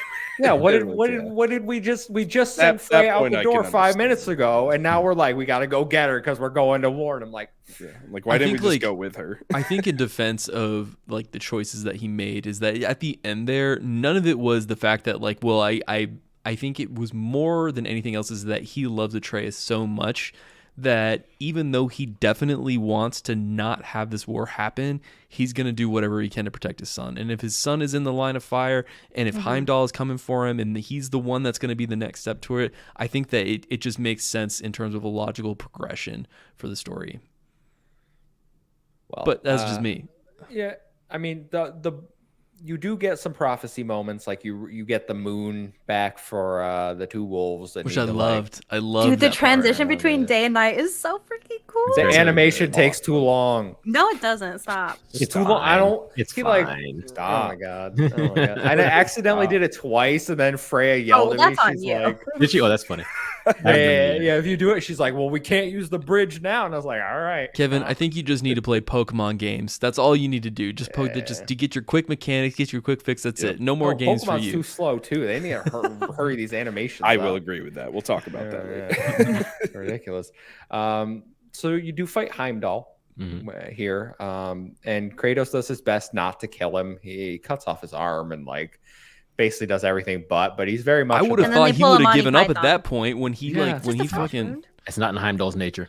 Shit talking to the end. That's my boy. I didn't realize that this was going to be a 2-phase boss fight. I thought it was just going to be like one and done. Like, oh man, you're pinned against the wall. Like, let's go ahead and cut our losses short here. No, that wasn't him. The Bifrost arm was sick though. That's so cool. Yeah, that was really cool. Yeah, it was definitely a no one makes me bleed my own blood moment where he was like at that point like. I'm in. Like, you pissed me off now. And one of the things like Draupnir is very important because like even when the first punch like is the ring that Kratos has Draupnir on, like so it's always Draupnir hitting. And that's I think is really cool because this is like the only time I really used that weapon, by the way. Like I couldn't be bothered. But my Blades of Chaos for life. But the Draupnir runic spells, like the runic abilities for Draupnir are OP, dude. They're incredible. They're some of the strongest ones in the game for sure. Missed opportunity. It's all good. Yeah. So you get your back and you're like, let's go, everyone. Let's get into his flying boat. Which I was like, this is dope, flying boat. Let's go. Yeah. And then some dragons show up or wyverns or whatever you want. I don't know. Did they have wings or tails or whatever the distinction is? But one of Freyr's, I literally didn't know his name. I was about to say one of Freyr's. You didn't do a side mission, did you? No, I didn't do a side mission. I didn't do a side mission. He sacrifices himself, and that's. I mean, he might be alive. You have to go to the thing at the end, right? Like, okay. Yeah, he is, and then you take him to the turtle. The turtle, of course. Tortoise? You gotta take him to the turtle. Are you talking about Charlie? Charlie's my favorite. Charlie is 10 out of 10 goated with the sauce and so sad when you first see him. Yeah, because he's so cold. He's not supposed to be in the snow like that. Yeah. And then there's a moment in post game where Freya's with you and you have to go back there. There's like something there that you have to go pick up, and she has this whole conversation with Charlie. She's like, I'm so sorry for neglecting you. Like, please, I'll have to earn back your trust and all this stuff. So she's like, Kratos, we really need to find somebody to look after him. Oh, you actually nice. That happened for me before because Atreus talked to I'm so sorry, the one guy's name, the traveler's name. Yeah, and he was like, hey, I have somewhere I think you can go. Like, I think I know a good place for you. And so when I went there, he was there. Oh, interesting. Nice. Yeah. I didn't do any of that, but it sounds cool. Maybe we can have characters die and their sacrifice means something for once. But I guess crazy. That's crazy. What a wild thought. It's not. Anyway, Atreus is then like, I gotta go back to Asgard and finish this mask, Dad. I really we really gotta do it. And everyone's like, you sure that's a good idea? And Freyr's on drugs. He's like, that sounds great to me, guys. We already got Gjallarhorn. Let's just do it. Yeah.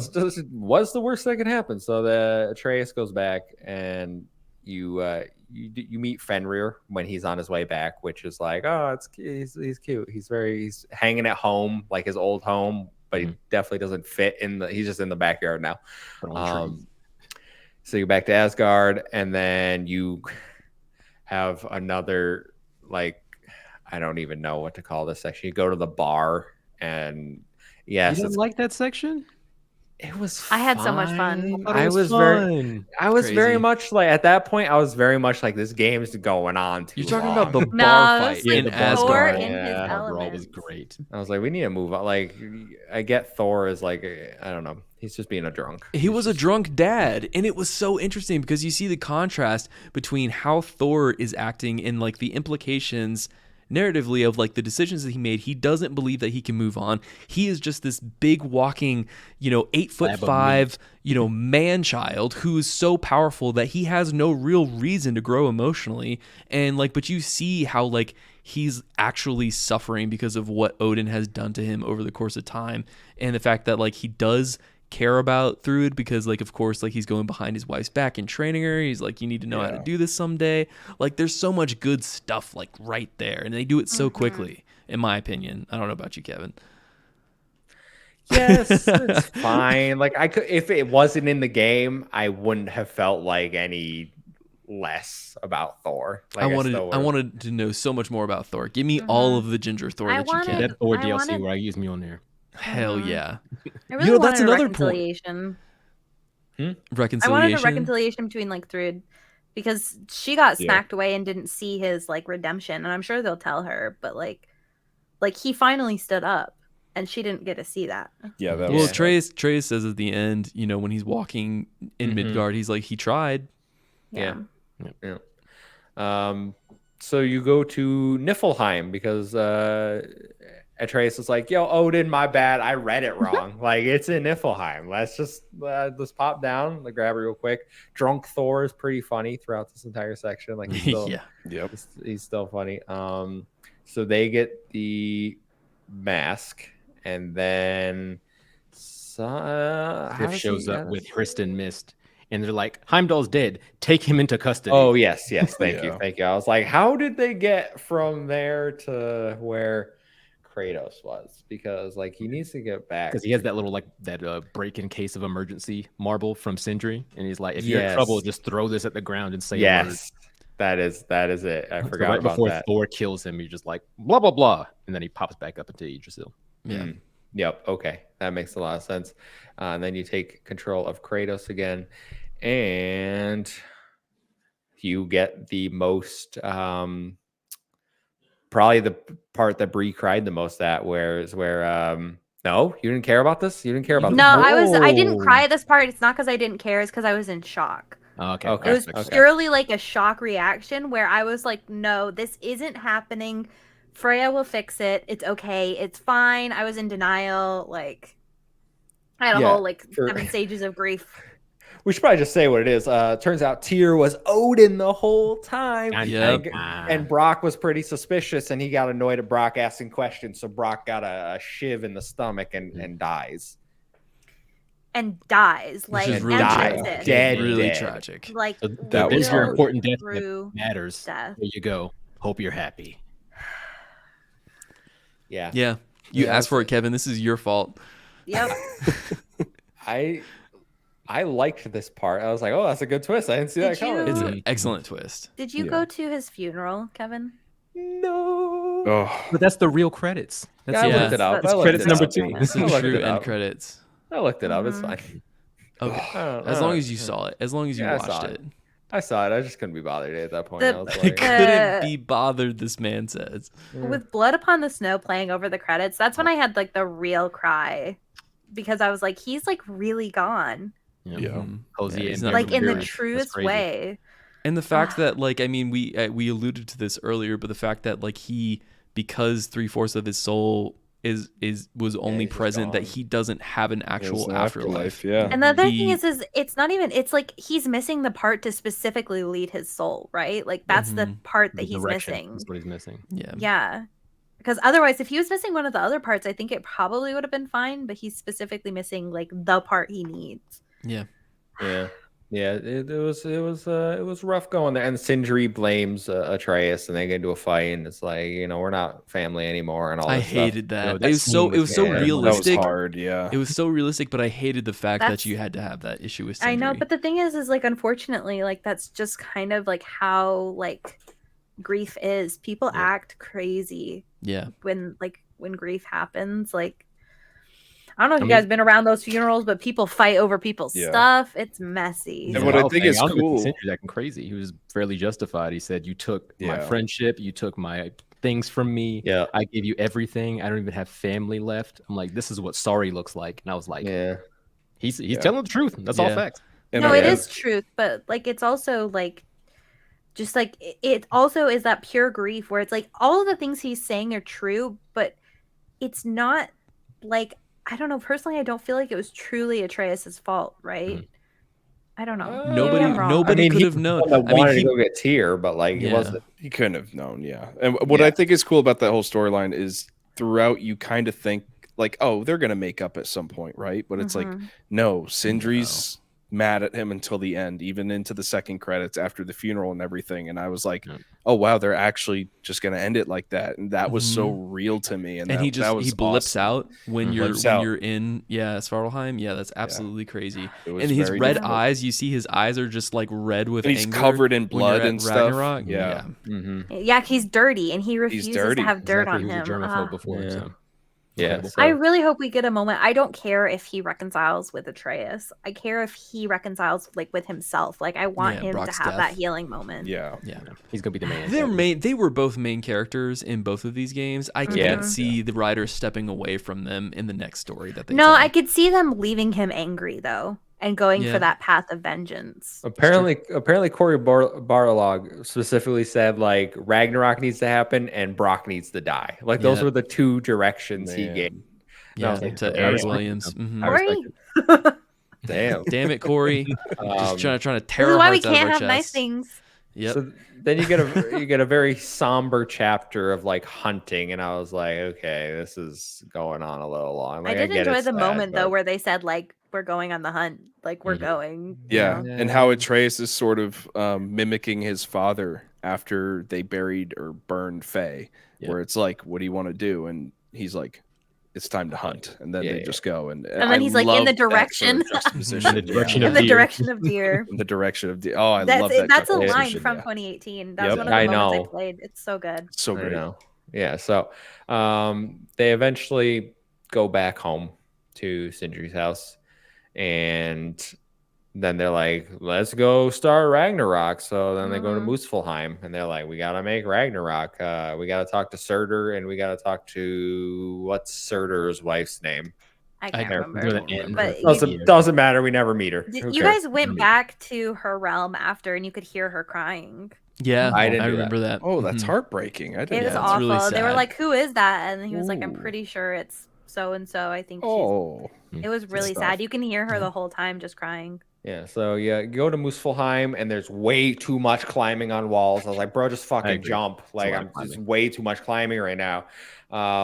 You make Ragnarok after you put the Blades of Chaos in Surtur, which I was like, Deus Ex Machina right now. I guess this is how we're doing it. Like, I would have actually liked to been like, we're making you two become one being, and like, so you want to follow the prophecy is what you're saying? Yes, I would have wanted to follow the prophecy. Why did they keep following the prophecy? But they should have followed the prophecy. They should have followed the prophecy. I'm just saying, like, being like, oh, the Blades of Chaos can do it. It's kind of like they're just making shit up now. They're just pulling it out of thin air.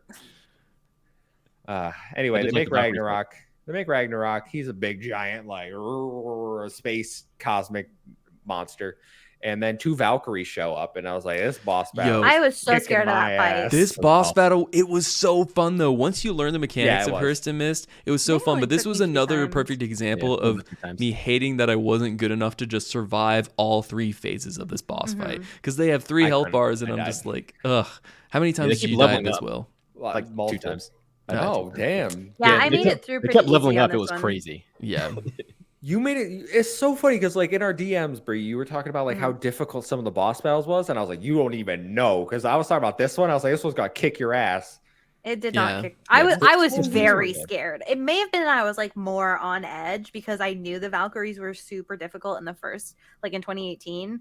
And so maybe I was just like on edge and like more prepared because I saw that they were Valkyries. But yeah, I didn't really have that many difficulties with this fight. I do have a question though for you guys, and maybe you might be able to shed some more light on this because I was talking with Will a little bit about it. I was confused at first when Atreus first shows up in Asgard, and you see Valkyries like they're training the Einhar, and I'm sitting here like wondering like why would the Valkyries do that? Don't the Valkyries follow Freya? But is it my understanding that the Valkyries were actually the Valkyrie like order was made by Odin, and they're supposed The to Valkyries protect are Asgard? Odin. The Shield Maidens are following Freya. Right. Well, now, the shield but back in the maidens are day, old Valkyries. Like they're old Valkyries. They're Valkyries that have left like Odin, and they're not following Odin Yes, anymore. yeah. Okay. So yes, Valkyries are Odin's. Freya was queen of the Valkyries, but I assume But that was he a title assigns given, that to her. given to her by Odin. Right, yeah. She trained them, and then like they all They had a died. falling That's why you have to, they got corrupted in 2018. That's why you had to say, but like he made new Valkyries. Like Freya mentions there's a new Valkyrie like head. Valkyrie leader. queen. Mhm. Yeah. And she apparently was like Freya's friend. handmaiden or something like that, or her friend or something at some point. I was just a little bit confused because I was under the impression that, like the Valkyries weren't necessarily aligned with Odin. Didn't we just like solo them all in 2018 Yeah, the old and Valkyries. one-shot them? These are new Valkyries. Yeah, it's the new. Got it. Yeah. So yeah, you make Ragnarok and you're like, let's go to war. So then they go to Asgard, and I was like, okay, we're finally gonna do Ragnarok, and I gotta be honest, pretty underwhelming battle. Like what? I thought Ragnarok was gonna be like I actually agree. I thought it was going to be a really like thrown down huge fight. I thought it was going to be like a Mass Effect 3, all the fleet showing up. Way crazier spectacle. Instead, it's like, you see some big monsters in the background fighting, and like. To be clear, I appreciated the visuals, but I thought that like the people around you were all. I thought that was all fine. I don't agree with you on that point, Kevin. The part I had a hard time with is I wanted it to be more difficult for myself. And I understand why they didn't, because it was just kind of like you were just going through the story at that point. But like that whole sequence with like Thor, Odin, getting to them, I had such an easy time. Yeah, and I really wanted that. It was underwhelming. They wanted you to get through them. Yeah, Odin was easy. I gotta say, Odin was very easy. Thor was harder. To be fair, Odin. he's not a fighter. Odin is not a fighter. Yeah. He's the person that throws everybody else in front of him. I thought he would have some more tricks up his sleeve, though. Also, I gotta say, the Odin fight was 3-on-1. So like, that's why it was much easier too. Yeah. Cheating, right? But also like again, he's not a fighter. Yeah. Well, there are some good like you see Thor's kind of redemption in this. Like he stands up to Odin for all of 5 seconds before he gets a spear through the stomach or whatever. Like, it's just sad. Yeah, which was heartbreaking. So like how the hell? Like how to what depths was that man willing to stoop to achieve what? Like he even says that is like, is this what you wanted at the end? Like this is your fault. Like he is always displacing blame and stuff. And I'm just like, dude, you literally just killed your own kid. Like what's the matter with you? Like why? In what way do you think this was going to work out for the best for anybody? But I don't even think he recognizes that it's his kid, right? Thor is just an object to him. Just another thing. He doesn't care. Yeah. It was very much like I thought it was getting to them was too easy. The battles just felt like normal boss battles to me, and then like the actual climax is just like we put his soul in a marble, and then Sindri comes and smashes it. It's like that's I revenge. That. And I'm I like, thought it was an amazing moment. Good, I liked it. Good for Sindri, but also like this was pretty like I thought it was anticlimactic. The whole like I disagree. Just the way like I would have loved Kratos to just rip this dude. No, but that's the whole reason is that, and that's what I was talking about earlier, is that Kratos is always showing restraint at every single moment. He doesn't strike the final blow against Thor. He doesn't kill Odin, even though he has them within his grasp and stuff like that. He literally looks at Freya immediately once Odin is mobilized and just lets her do his thing. And he says like, "This is your choice. I don't want to take your choice from you again." Yeah. And then she has that moment where she's like, you know what? I don't need this revenge. And they are both on the path of like, we need to nobody really needs Odin to die besides maybe the player character, of course. And since Sindri was like, he took that choice away from everybody. And he was like really the only one that needed that at that point. That was really what he needed in that moment. And I'm glad that he got the chance to do that. We did like brush past this really quick because it's not a super important or it's not a central plot line, but there is a moment when he's preparing for Ragnarok in the night before he goes to sleep before the fight at the end, and they have their two little separate tents, and then he goes to sit down, and Atreus is like, yeah, can I come sleep with you? At that moment, like, that was another one where it's like, I know you were crying a lot, Breanna. I was like, this is yeah. I was like, yeah, you can come in my tent. Yeah. And I think that was the last vision that he has of LaFay, right? Yeah, Faye. Yeah. Yeah, so I love that part. It's so good. Yeah. So you beat Odin, and then you recover. Ragnarok busts in, and because he's a stupid, mindless monster now, and I was like, okay. Yeah, that's the consequences of not following the prophecy, I think, partially.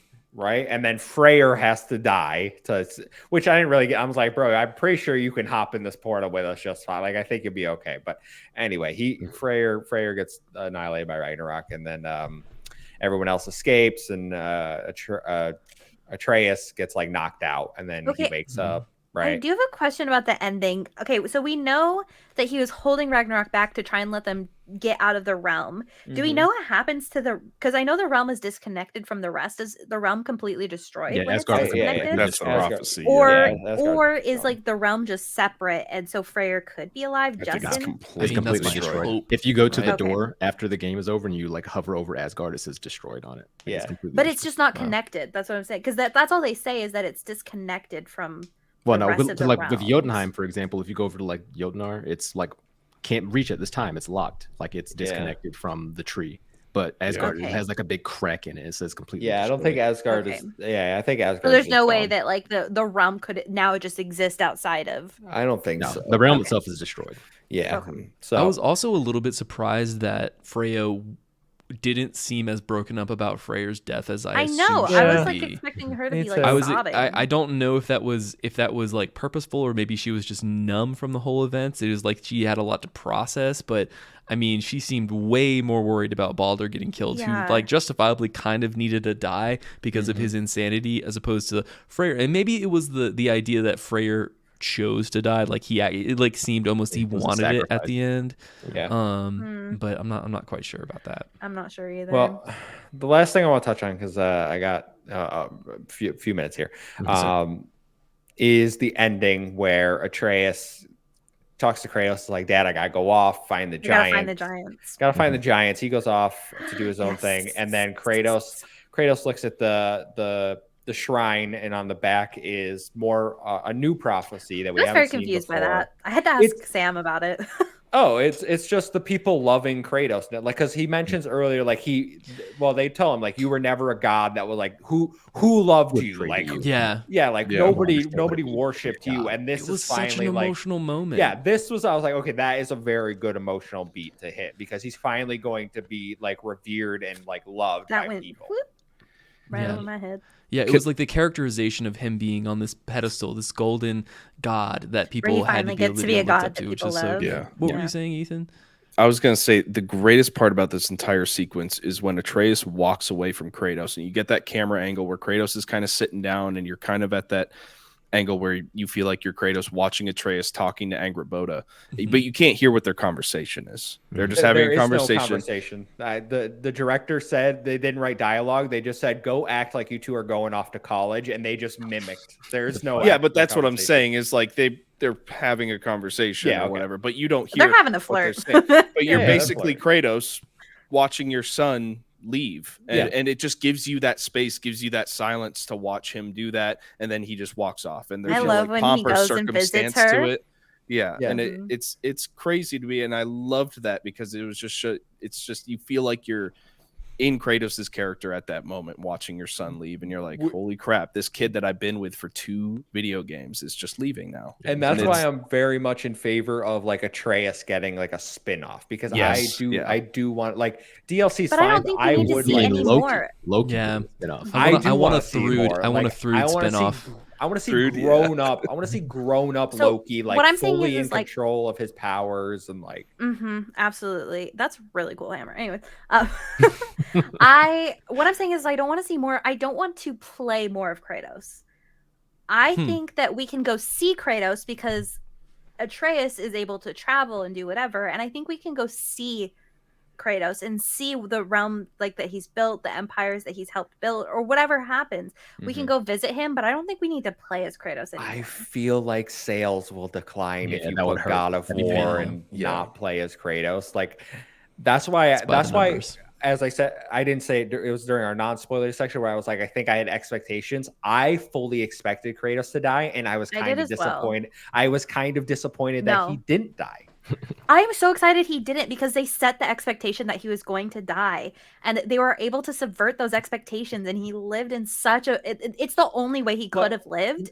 It's the way that they created the story. So you say they subvert the expectations by letting him live.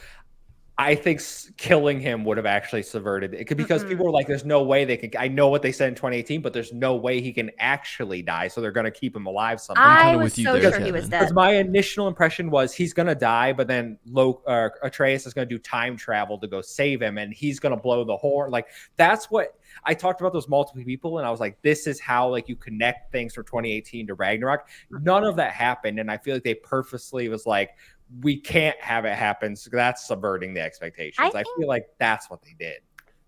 Speaking of like going back, I really do think like whatever we get with Atreus, I think Atreus is the one who blew the horn. I agree with you. I'm so sure. I agree with you too, but that's one of the answers. And I think that'll be the DLC game. We go back and blow the horn. Choo-choo. I think they're gonna save that for 3. I think they're gonna save that like a moment to like wrap up, because I think what they're doing throughout multiple points throughout this game is I think that they're gonna have moments that are going to happen, and then 3 is about going back and changing points in time in the continuum, maybe, or like they said, maybe not, maybe they won't even do it at all. We're just going to go to Egypt. Like a whole nother game in Norse mythology, you know what I mean? Like, not that I would be like another one. Yeah, like it's just too much at that point, right? Like too much time. I don't know. You could say that to Ubisoft about everything that they're doing, but I mean, who knows? Well, yeah, I mean, the first 3 God of Wars were Greek, right? So I mean, 3 and 3. Yeah. Well, they already said the Norse is 2, so like unless they break their word, which who knows? But yeah, they do 2.5, and then that's not breaking their word, kind of. Well, guys, we are about to hit 3 hours, so I think it's about time to wrap this up. Will, Nick, thank you so much for joining us for this very long, always a pleasure. Spoilercast. Thank you. Absolutely love having you guys on. Love the perspectives. Love how we all don't have the same opinion on lots of things. But could you please let people know where they can find you and your wonderful podcast? Absolutely. So if you want to reach us, we are the Friday Night Gamecast, and that is on all podcasting platforms. If you want to interact with us, we're still active on Twitter, as long as it's still around, as long as it's still standing. We're just Friday Night Gamers, GAMRZ there if you want to go reach out to us. But yeah, we're on all podcasting platforms, the Friday Night Gamecast. We also made a Hive, so if you're on Hive right now, go check us out. We're just Friday Night Gamecast on there. It's not very difficult to find us. But yeah, that's gonna do it for us. We really appreciate it. Awesome. Everyone go drop them a follow and stay up to date with all their latest. They make very good content. So Ethan, where can people find you?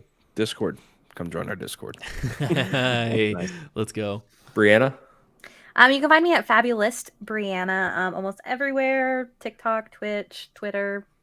Rest in peace, Twitter. Come hang out with us on the Discord, please. I really love hanging out with people. Yes. So. And you can find me at the Muffin Mon. It's a 1-7I and 0-7A. That's on Twitter and Hive, because I'm on Hive too. And follow us at Save Game Media, both on Twitter and Hive, to stay up to date with all of our latest, because boy, do we have tons of content coming for you in the next few weeks. But until next time, we will see you. Goodbye.